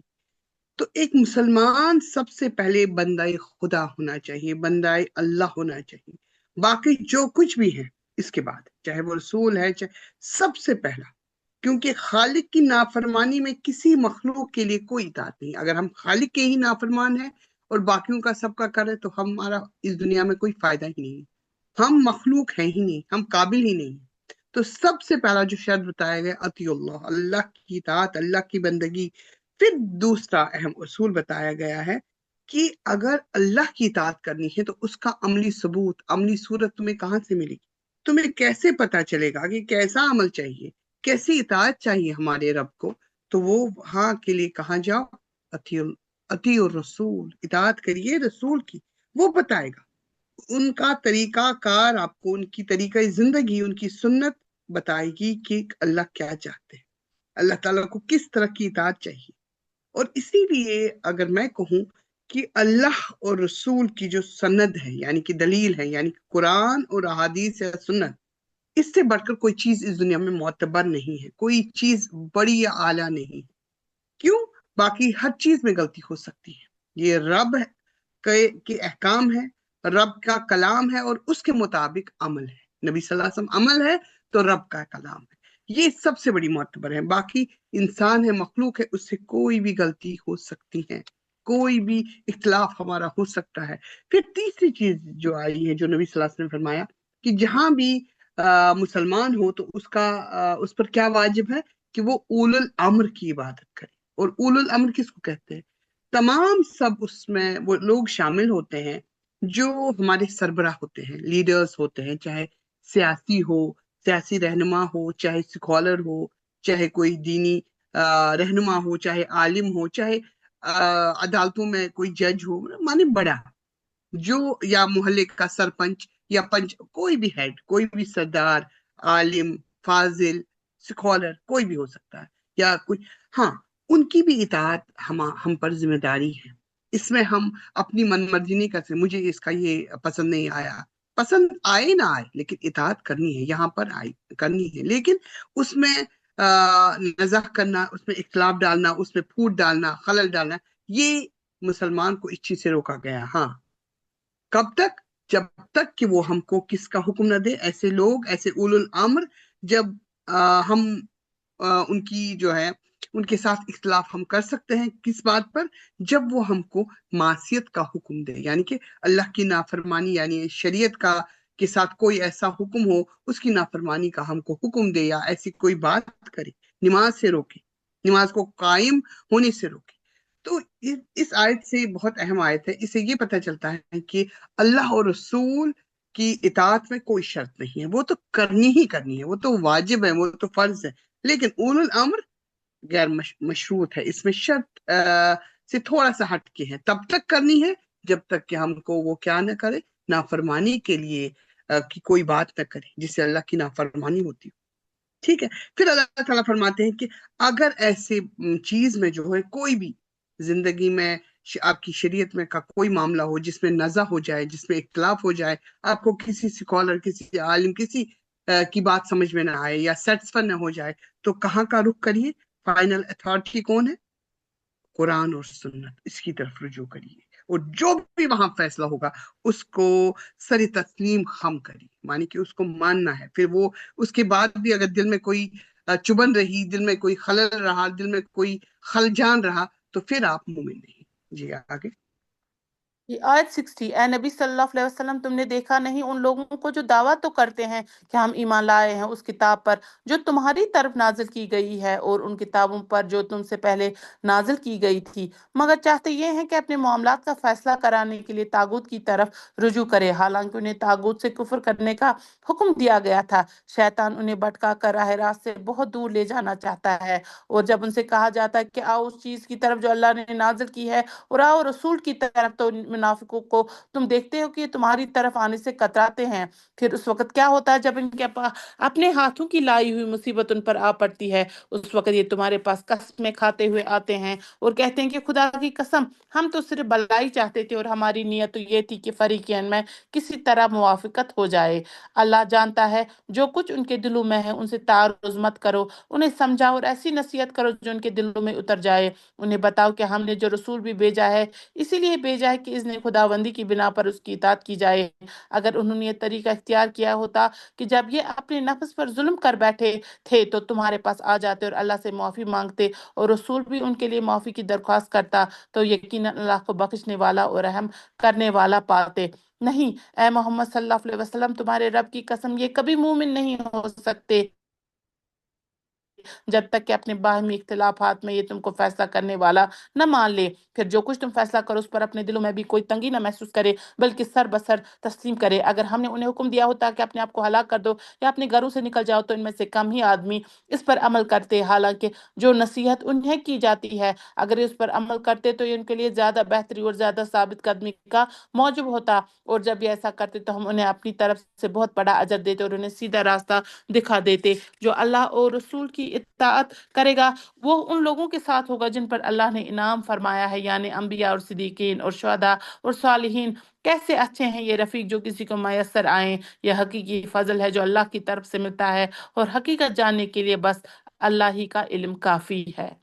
دیکھیے کتنی اہم آیات سے آپ لوگ اور میں گزر رہے ہیں کہ رسول کو محض رسول ماننا کہ یہ اس امت کے رسول ہے نبی صلی اللہ علیہ وسلم، یہ کافی نہیں ہوگا، کیونکہ اللہ تعالیٰ خود یہاں پر گواہی دے رہے ہیں، اور نبی صلی اللہ علیہ وسلم نے بھی ایک حدیث سے ہم کو یہ بتایا ہے کہ تم میں سے کوئی شخص مومن نہیں ہو سکتا جب تک کہ اس کی خواہش نفس اس طریقے کے تابع نہ ہو جائے جس سے میں لے کر آیا۔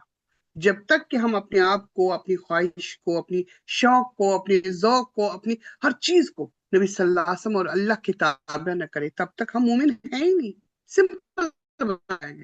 اور اس کی وجہ نبی صلی اللہ علیہ وسلم کی اس حدیث سے ہم کو پتہ چلی، کیونکہ اگر ہم دونوں چیزیں دیکھیں اس وقت کے حالات اور آج کے حالات، کیا غلطی بیچارے وہ کرتے تھے، اور آج ہم کہتے ہیں ہم بڑے شریف ہیں، ہم بڑے نادان ہیں، معصوم ہیں، وہ بھی ان کے اندر بھی، کیونکہ منافق کوئی الگ گروہ نہیں ہے، کافر اور مسلمان دو ہی چیز ہے، یا تو مسلمان ہے یا تو کافر ہے۔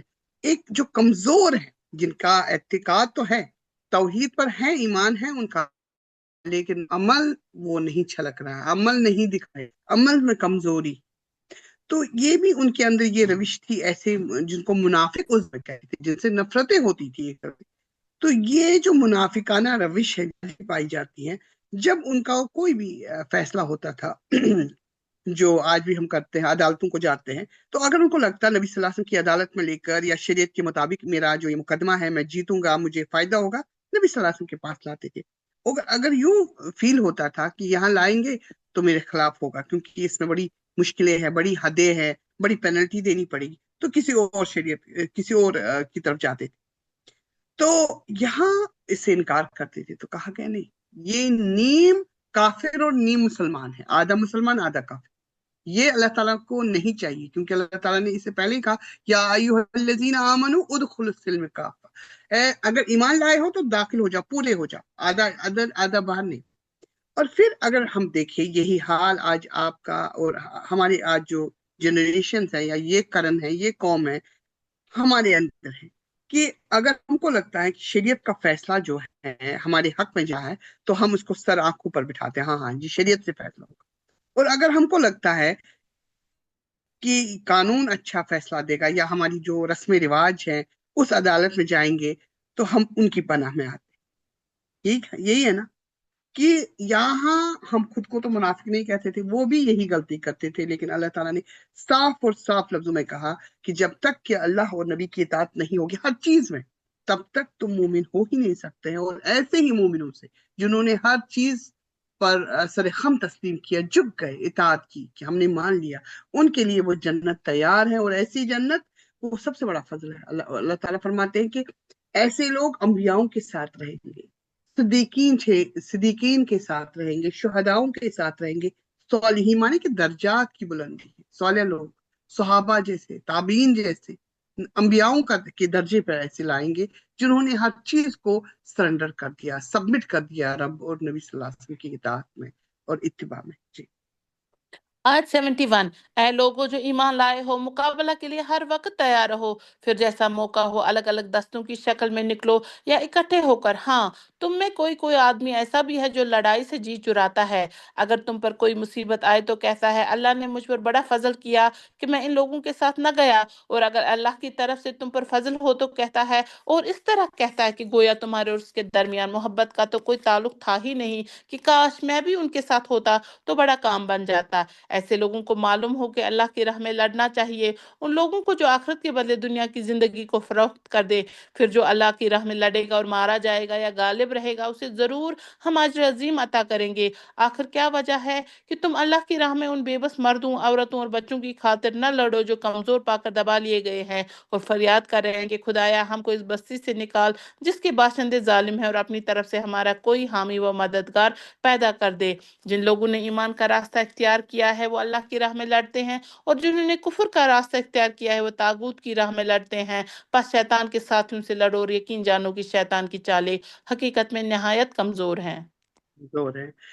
اب دیکھیے سورہ نساء جو ہے احکام سے بری ہوئی صورت ہے، اور اب اللہ تعالیٰ جو ہے مسلمانوں کو مزید کیونکہ ٹیکٹکس بتا رہے ہیں کہ مسلمان کا جو رویہ ہونا چاہیے، کیونکہ غلطیاں ان سے ہوئی تھی، جنگ احد میں بھی ہوئی تھی نا، تو اللہ تعالیٰ نے اس کے بعد جو ہے ان کو ایک طرح سے متنبہ کیا، کہ الرٹ کیا کہ مسلمان ڈھیلا اور سست نہیں بیٹھ سکتا ہے، بس کھایا پیا کچھ نمازیں ادا کی بس یہی نہیں، اس کا کام ہے ہر وقت کیا رہے، الرٹ رہے، ہوشیار رہے، اپنی پلاننگز کرے، شارٹ پلاننگز بھی، کہ کل ایک ہفتہ میں کیا کیا کرنے جا رہا ہوں، یہ حکومت بھی کرے، اپنے گھروں کے اندر بھی کرے، خاندانوں میں بھی ہو، کہ میں اور کیا کیا تھا میری ترقی کے لیے، میری دین کے لیے، میرے آگے بڑھنے کے لیے کیا کیا کرنا ہے، اس مہینے کیا کروں، شارٹ پلاننگ اور لانگ ٹرم پلاننگ۔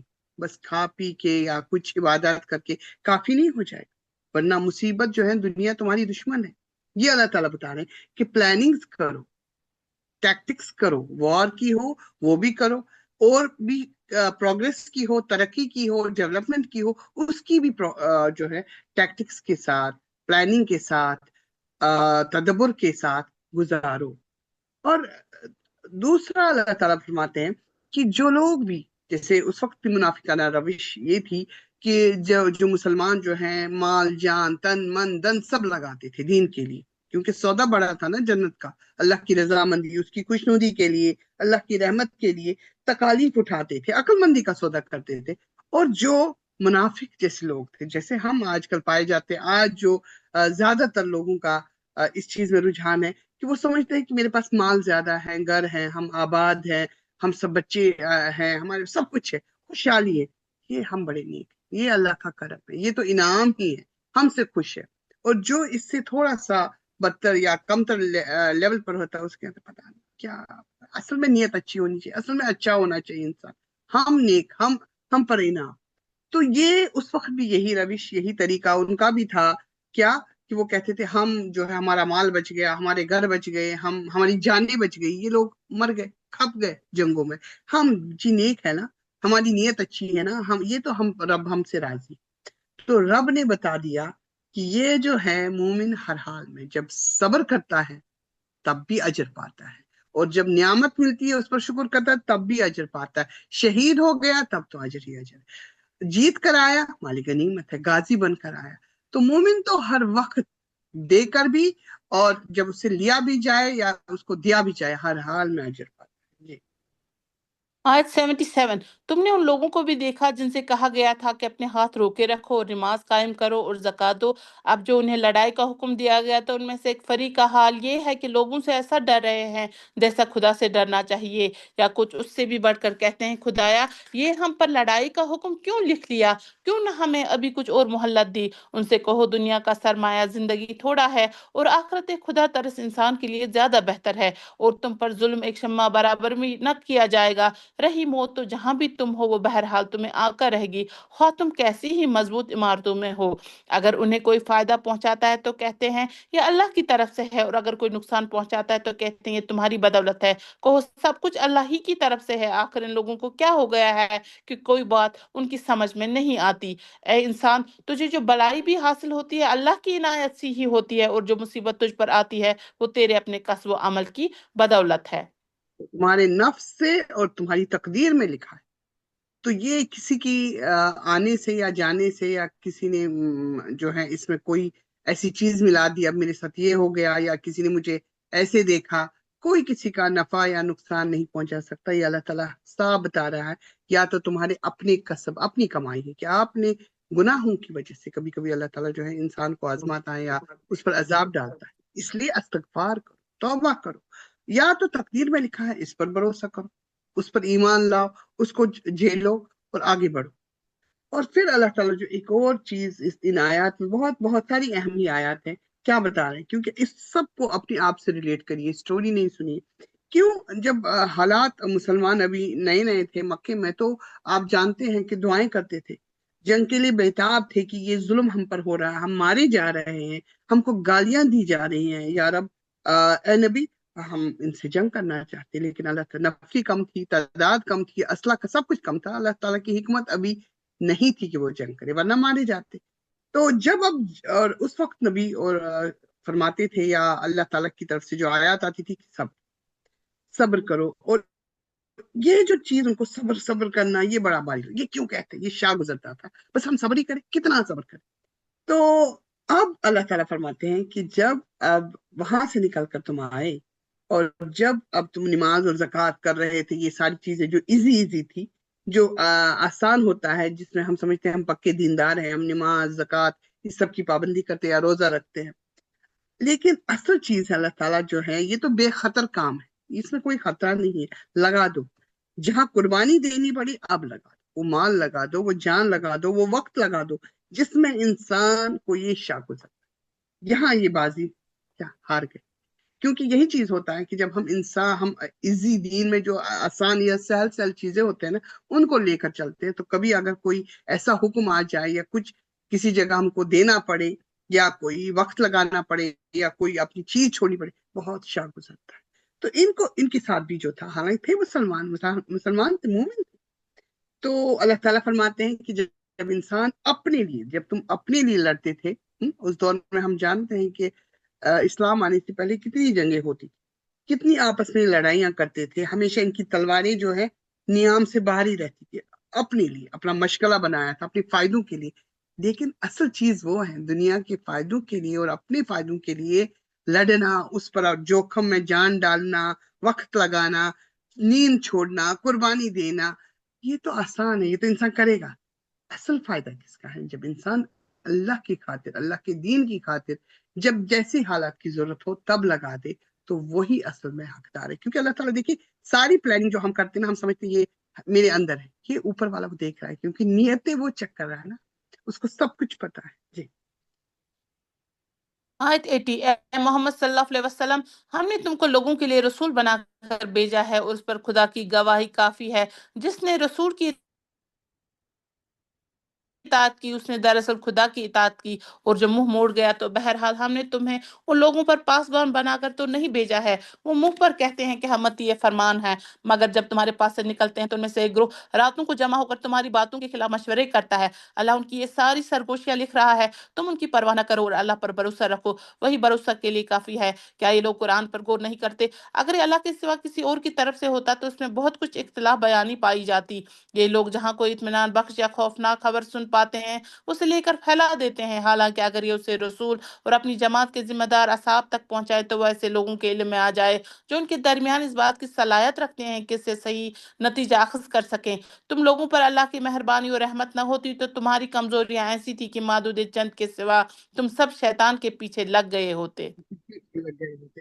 دیکھیے آیت جو ہے، اس پر مجھے لگتا ہے آج کی ہائی لائٹڈ آیات ہیں کہ اللہ تعالیٰ کیا فرماتے ہیں کہ تم لوگ اگر اس قرآن پر غور کرتے تو کیا ہوتا، تو خود بخود مجھ پر بھروسہ آتا، تمہارے کام آسان ہوتے، تو غور نہیں کرتے۔ افلا یتدبرون، کیا تم غور نہیں کرتے ہو القرآن؟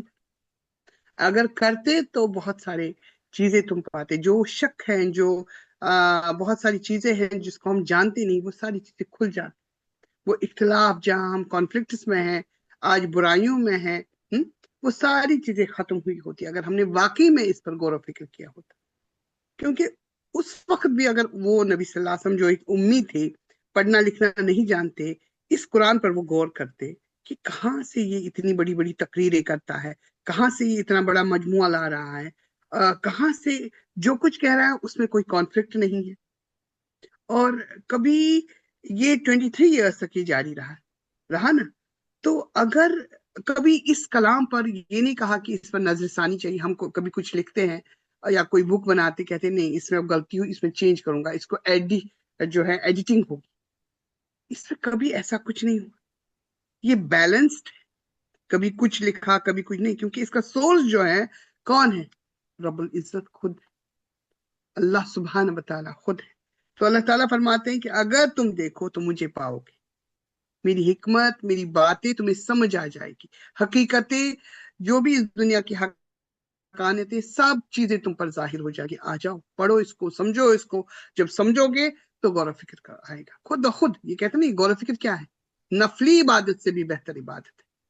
अगर इंसान कितनी भी नफल पढ़े, इससे बेहतर अगर वो अपनी अनफुस पर, अपने नफ्स में या इस आफाक में, ये जो दुनिया में अल्लाह ताला ने आसमानों में सारी चीजें रखी है, इस दुनिया पर अपने खल्क पर, अपनी कैसे मेरी इब्तिदा हुई, अपने जिस्म पर एक नजर डाले कि किस कदर ये सब कुछ हो रहा है, कैसा है वो मेरा रब। तो ये कहाँ से आएगा? उसकी मारिफत, उसको कैसे जानोगे? कहीं तो होगा ना जिसके बारे में, जहां उसकी बातें होंगी, वो कुरान, जहां रब की बातें हैं कि रब कैसा है, वो क्या कर सकता है, वो उसने क्या किया। तो इसको वो जानना, इस पर तदब्बर करना, ये जो एक लम्हे का गौर फिक्र है, ये नफली इबादत से भी इसको बेहतर नबी सल्लल्लाहु अलैहि वसल्लम ने कहा कि गौर फिक्र किया करो। जी। आयत 84। बस ए नबी सल्लल्लाहु अलैहि वसल्लम, तुम अल्लाह की राह में लड़ो, तुम अपनी ज़ात के सिवा किसी और के लिए जिम्मेदार नहीं हो। अलबत्ता अहले ईमान को लड़ने के लिए उकसाओ। बईद नहीं कि अल्लाह काफिरों का जोर तोड़ दे। अल्लाह का जोर सबसे ज्यादा जबरदस्त और उसकी सजा सबसे ज्यादा सख्त है। जो भलाई की सिफारिश करेगा वो उसमें से हिस्सा पाएगा, और जो बुराई की सिफारिश करेगा वो उसमें से हिस्सा पाएगा। और अल्लाह हर चीज पर नजर रखने वाला है।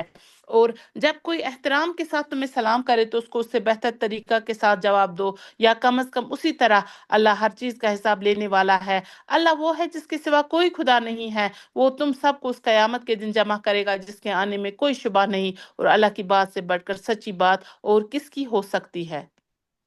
देखिए, यहाँ पर जो बात कही गई है कि जिसने जो कोशिश की, जिसने जो तरीका इस्तेमाल किया, दो लोगों की या दो ग्रुप्स की यहाँ पे अल्लाह ताला बात कर रहे हैं कि जिसने अपनी पसंद या नापसंद को पीछे कर कर रब की पसंद को, कि मैं रब की नजर में कैसे दिखती हूँ, जो वो मेरी बातें करता होगा, जब वो मुझे देखता होगा तो किस नजर से देखता होगा। यही है ना कि अपने आप को जब हम कपड़ा पहनते हैं या कुछ, तो हम दूसरों को बोलते मैं कैसी लग रही।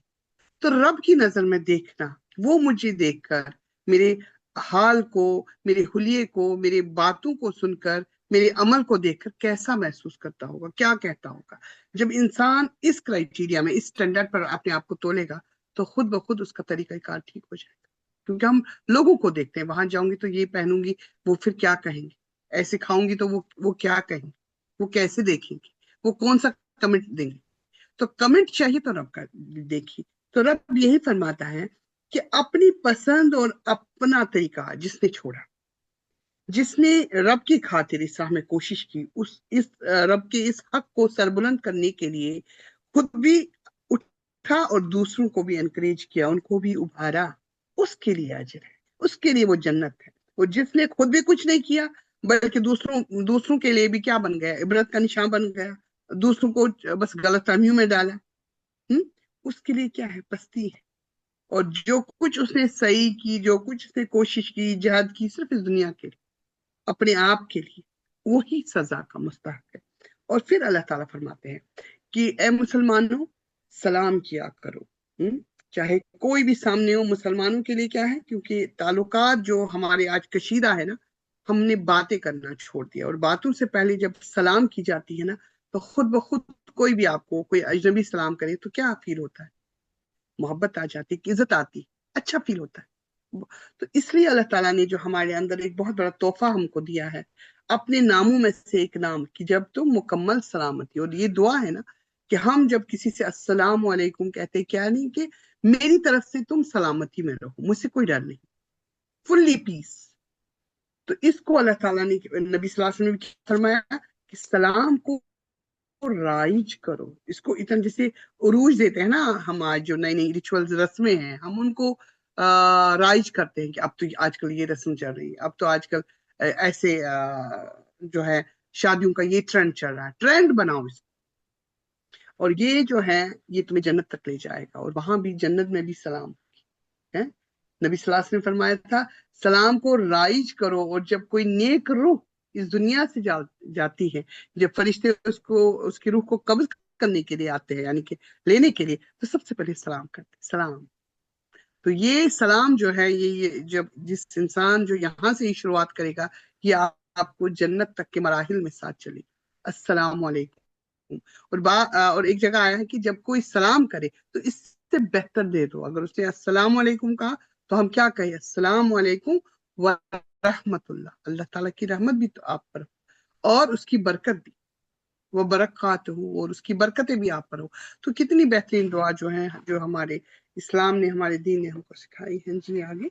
آیت 88، پھر یہ تمہیں کیا ہو گیا ہے کہ منافقین کے بارے میں تمہارے درمیان دو رائے پائی جاتی ہیں، حالانکہ جو برائیاں انہوں نے کمائی ہیں ان کی بدولت اللہ انہیں الٹا پھیر چکا ہے. کیا تم چاہتے ہو کہ جسے اللہ نے ہدایت نہیں بخشی اس سے تم ہدایت بخش دو؟ حالانکہ جس کو اللہ نے راستہ سے ہٹا دیا اس کے لیے تم کوئی راستہ نہیں پا سکتے. وہ تو یہ چاہتے ہیں کہ جس طرح وہ خود کافر ہیں اسی طرح تم بھی کافر ہو جاؤ تاکہ تم اور وہ سب یکساں ہو جائے. لہٰذا ان میں سے کسی کو اپنا دوست نہ بناؤ جب تک کہ وہ اللہ کی راہ میں ہجرت کر کے نہ جائے، اور اگر وہ ہجرت سے باز رہے تو جہاں پاؤ انہیں پکڑو اور قتل کرو. ان میں سے کسی کو اپنا دوست اور مددگار نہ بناؤ، البتہ وہ منافق اس حکم سے مستثنا ہے جو کسی ایسی قوم سے جا ملے جس کے ساتھ تمہارا معاہدہ ہے. اسی طرح وہ منافق بھی مستثنا ہے جو تمہارے پاس آتے ہیں اور لڑائی سے دل برداشتہ ہیں، نہ تم سے لڑنا چاہتے ہیں نہ اپنی قوم سے. اللہ چاہتا تو ان کو تم پر مسلط کر دیتا اور وہ بھی تم سے لڑتے. لہٰذا اگر وہ تم سے کنارہ کش ہو جائیں اور لڑنے سے باز رہیں اور تمہاری طرف صلاح و آشتی کا ہاتھ بڑھائیں تو اللہ نے تمہارے لیے ان پر دست درازی کی کوئی سبیل نہیں رکھی ہے. ایک اور قسم کے منافق تمہیں ایسے ملیں گے جو چاہتے ہیں کہ تم سے بھی امن میں رہیں اور اپنی قوم سے بھی، مگر جب کبھی فتنہ کا موقع پائیں گے اس میں کود پڑیں گے. ایسے لوگ اگر تمہارے مقابلہ سے باز نہ رہیں اور صلاح و سلامتی تمہارے آگے پیش نہ کرے اور اپنے ہاتھ نہ رکے تو جہاں وہ ملے انہیں پکڑو اور مارو.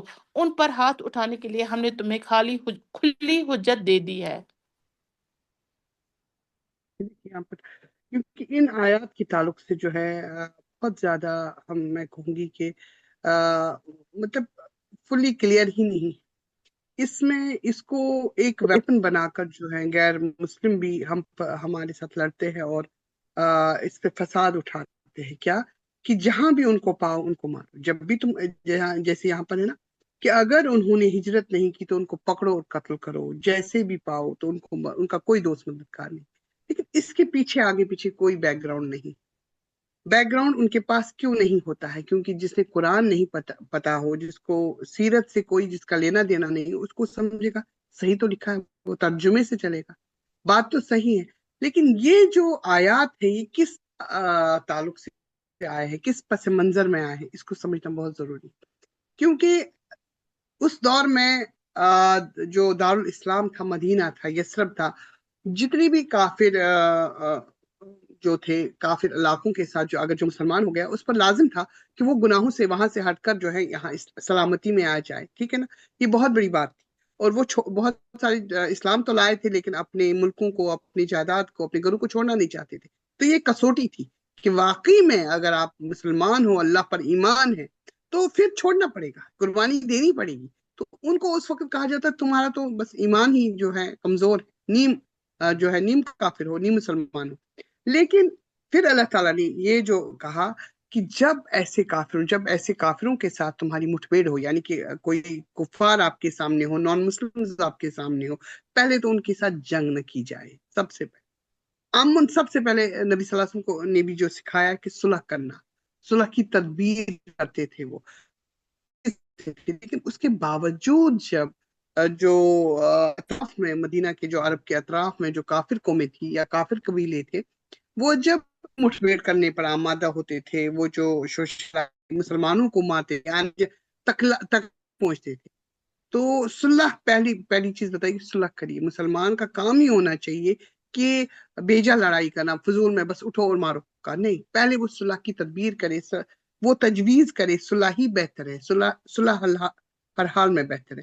دوسری کیا کہا گیا؟ دوسری بات، اگر صلح سے بات بن نہیں رہی ہے، وہ نہیں مان رہے، تو جو بھی مسلمان، اگر کوئی مسلمان جو ہے بظاہر مسلمان ہے لیکن اس کا کافر ملک سے تعلق ہے، وہ جو ہے اسلامی حکومت کے خلاف ہے. یعنی کہ ایک وہ بندہ ہوتا ہے جو سٹیزن تو مسلمانوں کا ہی ہے، مسلمانوں کی شریعت میں ہے، لیکن باغی ہے، اپنی حکومت کا باغی، مسلمانوں کا وہ اس کی جو تمام تر جو ہمدردیاں تھی، وہ جو کاروائیاں کرتا تھا، وہ غیر اسلامی حکومتوں کے ساتھ کرتا ہے، جس کو آج بھی ہم کہتے ہیں کہ اس کو کیا کہتے ہیں، اس پر تو آج بھی جو اپنے ہی ملک کا باغی ہوتا ہے، ریبل ہوتا ہے، اس کو تو صرف اس کا سر قلم کر دیتے ہیں.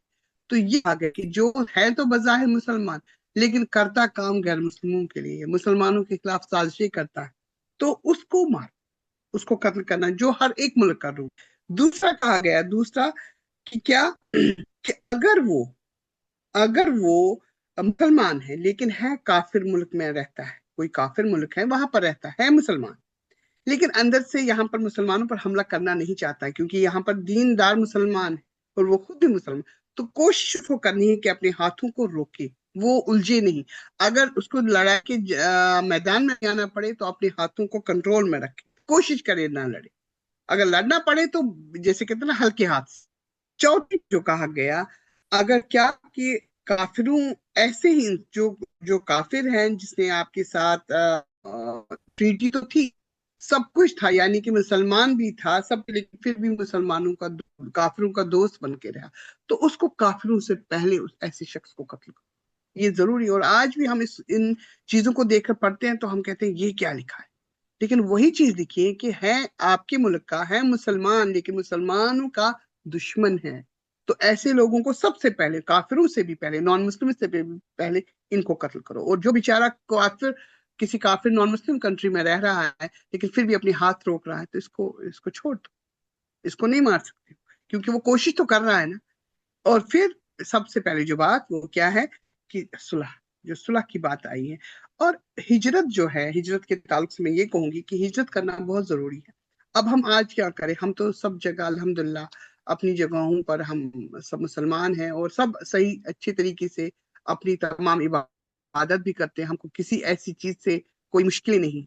لیکن ہجرت صرف اتنا نہیں ہے، ہجرت بہت ساری چیز سے ہو سکتی ہے. ہجرت یہ بھی ہے کہ اگر ہم کسی گناہ میں ہیں یا کوئی غلطی کر رہے ہیں، بار بار کر رہے ہیں، ریپیٹڈلی کر رہے ہیں، ہمارے نفس میں کوئی کمی ہے، ان کوتاہیوں کو، ان کمی سے دور جانا، اس کو ختم کرنا، وہاں سے ہجرت ہو کر اچھی جگہ پر آنا، یعنی کہ وہ چیز چھوڑنا اور بلائی کی طرف آنا.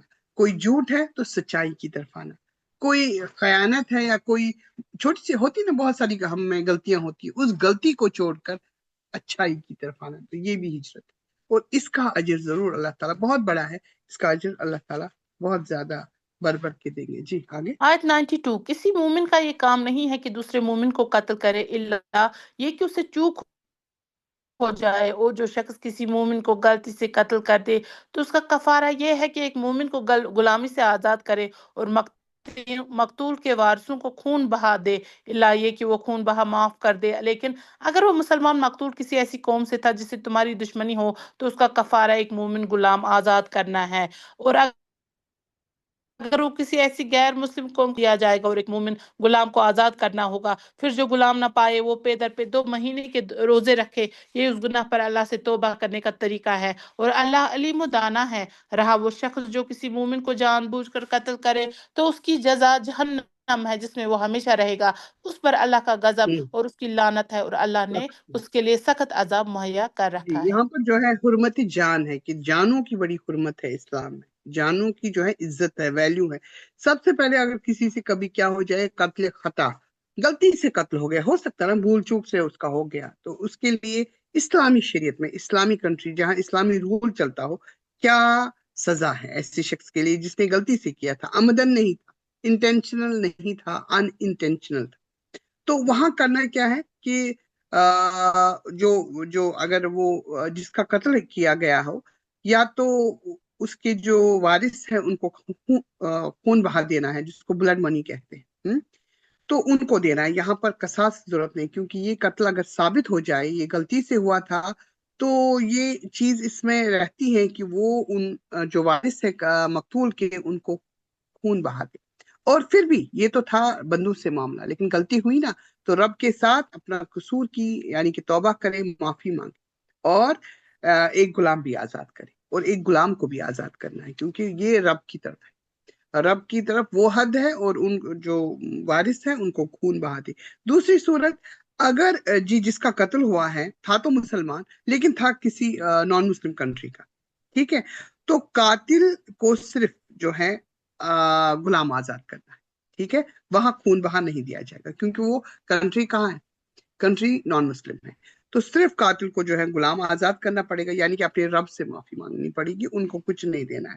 اور تیسری صورت جو ہے کہ اگر وہ کسی ایسے دارالکفر کا بادشاہ ہے جس سے اسلامی حکومت کا معاہدہ ہے، ہوتا ہے نا، ہے تو کافر کنٹری کا تھا، وہ سٹیزن تھا مسلمان، لیکن ان کے ساتھ ٹریٹی تھی کہ ہم آپ کا ہر حال میں ساتھ دیں گے۔ مسلمان اور ایک نان مسلم کنٹری میں بہت زیادہ آپس میں الائنس تھی، ان میں آپس میں ٹریٹیز تھی، معاہدے تھے، اور ہم ایک دوسرے کے کام آئیں گے جب ضرورت پڑی۔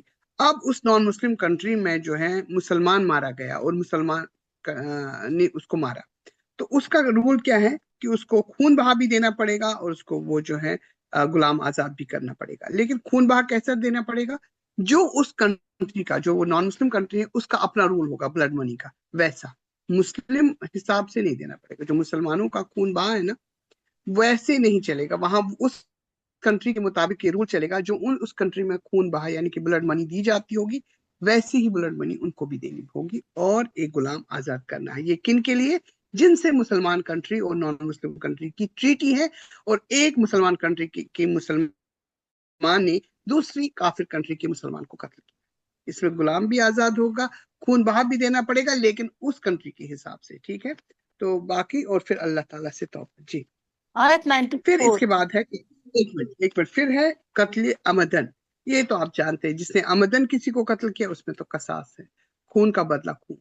مرد نے کیا تو مرد کو مارا جائے گا، عورت نے کیا تو عورت کو، اور غلام نے کیا تو غلام کو۔ جی، آیت 94۔ اے لوگو جو ایمان لائے ہو، جب تم اللہ کی راہ میں جہاد کے لیے نکلو تو دوست دشمن میں تمیز کرو، اور جو تمہاری طرف سلام سے تقدیم کرے اسے فوراً نہ کہہ دو کہ تم مومن نہیں ہے۔ اگر تم دینوی فائدہ چاہتے ہو تو اللہ کے پاس تمہارے لیے بہت سے اموال غنیمت ہیں، آخر اسی حالت میں تم خود بھی تو اس سے پہلے مبتلا رہ چکے ہیں۔ پھر اللہ نے تم پر احسان کیا، لہذا تحقیق سے کام لو، جو کچھ تم کرتے ہو اللہ اس سے باخبر ہے۔ مسلمانوں میں سے وہ لوگ جو کسی معذوری کے بغیر گھر بیٹھے رہتے ہیں، اور وہ جو اللہ کی راہ میں جان و مال سے جہاد کرتے ہیں، دونوں کی حیثیت یکساں نہیں ہے۔ اللہ نے بیٹھنے والوں کی بنسبت جان و مال سے جہاد کرنے والوں کا درجہ بڑا رکھا ہے، اگرچہ ہر ایک کے لیے اللہ نے بلائی ہی کا وعدہ فرمایا ہے، مگر اس کے ہاں مجاہدوں کی خدمات کا معاوضہ بیٹھنے والوں سے بہت زیادہ ہے۔ ان کے لیے اللہ کی طرف سے بڑے درجے ہیں، اور مغفرت اور رحمت ہے، اور اللہ بڑا معاف کرنے والا اور رحم فرمانے والا ہے۔ باقی بالکل بے شک۔ تو یہاں پر جو بتایا گیا ہے کہ ایک رول بتایا گیا ہے کہ جیسے میں نے ابھی آپ کو کہا کہ اس دور میں جو ہے اگر کوئی نان مسلم کنٹری میں جس نے اسلام تو لایا، لیکن اب بھی اس کی حکومت جو ہے نان مسلم کنٹری کے ہاتھوں ہے، وہاں سے ضروری تھا کہ اپنے ایمان کو شو کرنے کے لیے، اپنے ایمان کو دکھانے کے لیے کہ واقعی میں نے ایمان لایا ہے، اس کو وہاں سے نکلنا، اس کو وہاں سے جو ہے آنا ضروری تھا دارالاسلام کی طرف۔ اور بہت سارے لوگ جو اسلام تو قبول کیے تھے، لیکن کچھ تو معذور تھے بیچارے، معذوری کی وجہ سے وہ بیچارے پھنسے تھے، یعنی کہ بوڑھے تھے یا عورتیں تھیں یا بچے تھے، اور کافر قوم ان کو چھوڑ نہیں رہے۔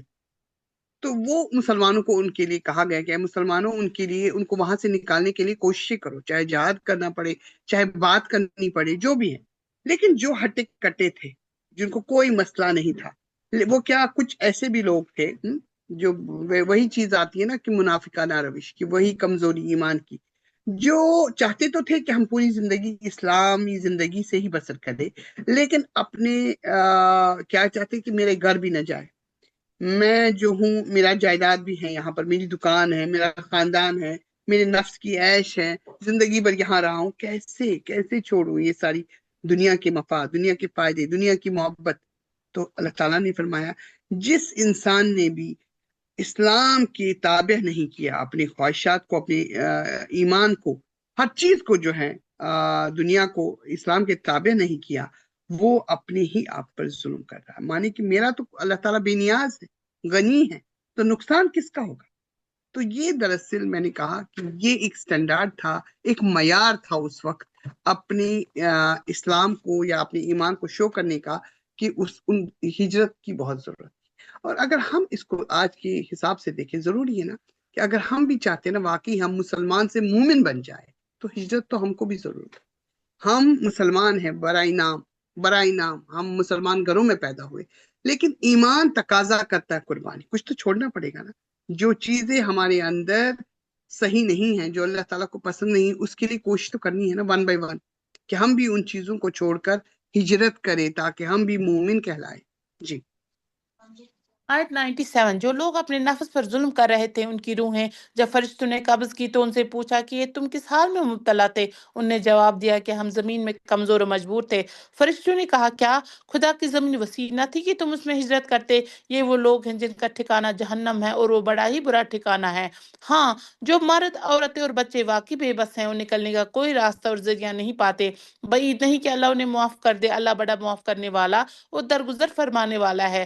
جو کوئی اللہ کی راہ میں ہجرت کرے گا وہ زمین میں پناہ لینے کے لیے بہت جگہ اور بسر اوقات کے لیے بڑی گنجائش پائے گا. اور جو اپنے گھر سے اللہ اور رسول کی طرف ہجرت کے لیے نکلے، پھر راستہ ہی میں اسے موت آ جائے، اس کا اجر اللہ کے ذمہ واجب ہو گیا. اللہ بہت بخشش فرمانے والا اور رحیم ہے. رحیم ہے. تو جس نے کوشش بھی شروعات کی، جس نے کہتے ہیں نا کہ اگر وہ گناہوں سے ہم بھی آج چاہیں کہ میں جو ہے گناہ چھوڑ دوں، یا مجھ سے غیبت ہوتی ہے یا مجھ سے کوئی غلطی ہوتی، اس کے لیے اگر ہم نے کوشش کی، پوری طرح نہیں ہو پائی تھی لیکن شروعات ہوئی تھی، تو اللہ تعالیٰ ہم کو اس چیز کا اجر دے گا، پورا اجر دے گا. اگر شروعات ہی کی تھی یا نیت باندھی تھی تو اس کا اجر ضرور ہے. ٹھیک ہے.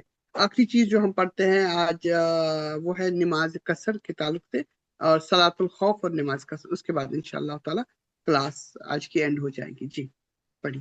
جی، آیت 101، اور جب تم لوگ سفر کے لیے نکلو تو کوئی مذائقہ نہیں ہے اگر نماز میں اختصار کر دو، خصوصاً جب کہ تمہیں اندیشہ ہو کہ کافر تمہیں ستائیں گے، کیونکہ وہ کھلم کھلا تمہاری دشمنی پر تلے ہوئے ہیں. اور اے نبی صلی اللہ علیہ وسلم، جب تم مسلمانوں کے درمیان ہو اور حالت جنگ میں انہیں نماز پڑھانے کھڑے ہو تو چاہیے کہ ان میں سے گروہ تمہارے ساتھ کھڑا ہو اور اسلحہ لیے رہے. پھر جب وہ سجدہ کر لے تو پیچھے چلا جائے، اور دوسرا گروہ جس نے ابھی نماز نہیں پڑھی ہے آ کر تمہارے ساتھ پڑھے اور وہ بھی چوکنا رہے اور اپنے اسلحہ لیے رہے. کیونکہ کفار اس طاق میں ہے کہ تم اپنے ہتھیاروں، اپنے سامان کی طرف سے ذرا غافل ہو تو وہ تم پر یکبارگی ٹوٹ پڑے.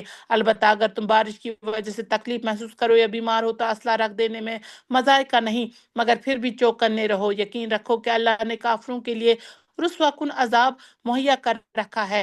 پھر جب نماز سے فارغ ہو جاؤ تو کھڑے اور بیٹھے اور لیٹے ہر حال میں اللہ کو یاد کرتے رہو، اور جب اطمینان نصیب ہو جائے تو پوری نماز پڑھو. نماز در حقیقت ایسا فرض ہے جو پابندی وقت کے ساتھ اہل ایمان پر لازم کیا گیا ہے. اس گروہ کے طاقت میں کمزوری نہ دکھاؤ. اگر تم تکلیف اٹھا رہے ہو تو تمہاری طرح وہ بھی تکلیف اٹھا رہے ہیں، اور تم اللہ سے اس چیز کے امیدوار ہو جس کے وہ امیدوار نہیں ہیں. اللہ سب کچھ جانتا ہے جانتا ہے اور وہ اور حکیم دانا حکیم ہے. ہے.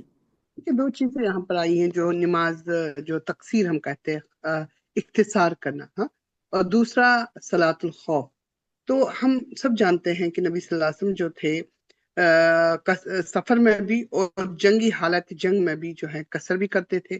یعنی کہ اگر نمازوں کو کم کرنا، قصر کہتے ہی ہیں، مائنس، سبٹریکٹ کرنا، کمی کرنا، اختصار. اور اسی طرح اگر نمازوں کو جمع بھی کرتے تھے، جیسے ہم نے جنگ خندق میں بھی دیکھا کہ نمازوں کو جمع کیا گیا، جمع تقدیم ہوئی. کبھی جو ہے ایسے بھی جب حالات نہیں ہوتے تھے یا موافق نہیں ہوتے تھے، یا آگے بڑھانا اور آگے لانا، اور دوسری نماز کو تھوڑا سا اس میں، جیسے اگر ظہر کے وقت عصر اور ظہر پڑھ لی تو تھوڑا سا ظہر کو آگے لے کر پڑھنا، تھوڑا سا، جیسے 12 بجے ہے 1 بجے پڑھنا. تو یہ چیز ہمارے لیے جائز ہے. لیکن اصل چیز جو ہے کہ نبی صلی اللہ علیہ وسلم نے جو ہے قصر بھی کی، اور ہم کہہ سکتے ہیں کہ قصر کے ساتھ جو ہے نمازوں کو جمع بھی کیا. تو نماز بہت ضروری ہے، یہ یاد رکھیں. کہ نبی صلی اللہ علیہ وسلم کہا تھا کہ سواری پر بھی بیٹھتے ہوئے انہوں نے پڑھی ہے نماز، اور چلتے ہوئے بھی، جسے کہتے ہیں یہاں تک کہ ممکن ہے اگر چلنا بھی پڑے، خطرہ اتنا ہے، اور اگر رکوع اور سجدہ ممکن نہیں ہے تو اشارہ ہی کرو، ضرورت پڑنے پر جو ہے اگر کچھ جیسے اٹھ کھڑے ہو کر نہیں تو بیٹھ کر پڑھو، بیٹھ کر نہیں تو سو کر ہی پڑھو، لیٹے ہوئے پڑھو، اشاروں سے پڑھو، لیکن نماز کسی بھی یہاں تک کہ جنگ بھی ہو رہی ہے تب بھی صلاۃ الخوف، خوف کی حالت میں بھی پڑھنا ہے، جیسے ممکن ہو، وردی لگا کر ہی، جوتے پہن کر ہی، اسلحہ تھامے ہوئے ہی پڑھنا ضروری ہے۔ اور یہ چیز جو حدیث میں بھی ہے کہ نماز جو ہے بیسیکلی آئیڈینٹیفیکیشن ہے، یہ ضروری ہر ایک کے ساتھ ایک آئیڈینٹی کارڈ ہوتا ہے، شناختی کارڈ۔ تو جب ایک انسان نماز پڑھتا ہے نا تو خود بخود کہتے ہیں مسلمان ہے۔ آپ روزہ ہے، آپ ہر ایک کو نہیں کہہ سکتے میں روزے سے ہوں، آپ نے زکات دی، آپ ہر ایک کو نہیں کہہ سکتے، لیکن جب آپ نماز پڑھیں گے تو خود بخود آئیڈینٹیفیکیشن۔ اور یہ کفر اور ایمان میں حد فاصل ہے۔ اگر آپ کو واقعی میں کہنا ہے کہ کفر اور ایمان کے بیچ میں ہے کیا، واٹ از دا ڈفرنس، وہ نماز ہے۔ تو نماز کا کہیں بھی چھوڑ اول وقت میں، یا اب جو اللہ تعالیٰ نے پابندی وقت کے ساتھ اس کو لازم ملزوم کر دیا ہے، اور پھر اللہ تعالیٰ جو ہے اس آیت میں جو ہے آیت نمبر 104 میں یوں فرماتے ہیں کہ تعجب ہے اے مسلمانوں، یہ بہت تعجب کا مقام ہے کہ آج جو اہل ایمان ہیں وہ اس حق کی خاطر کوئی تکلیف نہیں اٹھا رہے، ہم چھوٹی سے چھوٹی یا بڑی سے بڑی تکلیف بھی برداشت نہیں کر رہے ہیں اس دین کے لیے، لیکن کفار دیکھو جو باطل ہیں وہ کس طرح برداشت کر رہے ہیں، کس طرح اپنی آرمی بڑھا رہے ہیں، ہر چیز جو ہے اپنے آپ کو جسے کہتے ہیں نا مضبوط کر رہے ہیں، حالانکہ ان کو کچھ ملنے والا نہیں ہے، صرف اس دنیا کی ان ناپائیدار فائدوں کے سوا ان کو کچھ نہیں ملنے والا ہے۔ اس کے برعکس جو ایمان والے ہیں، جو عمل کرنے والے ہیں، جو مسلمان ہیں، ان کے لیے تو اللہ کی خوشنودی ہے، اس کی رضامندی ہے، وہ تو اللہ کے تقرب کا ذریعہ ہے، اللہ کی خوشنودی، اس کی رضامندی، ابری انعامات، اللہ کا دیدار، تو ان کو وہ سارے ریوارڈ سامنے ہیں، پھر بھی وہ کوشش نہیں کر رہے، پھر بھی وہ اپنی جان نہیں لگا رہے، پھر بھی وہ تکلیف نہیں اٹھا رہے، پھر بھی وہ برداشت نہیں کر رہے، اور جن کو کچھ نہیں ملنے والا سوائے اس فالتو دنیا کے، بیکار دنیا کے، وہ تو ہر چیز کرے، تم سے زیادہ کرے، تم سے بڑھ کر کرے۔ واخر دعوانا الحمدللہ رب العالمین۔ دعا پڑھی۔ سبحان الله وبحمده سبحانك اللهم وبحمدك نشهد أن لا إله إلا أنت نستغفرك ونتوب إليه. السلام عليكم ورحمة الله وبركاته. جزاك الله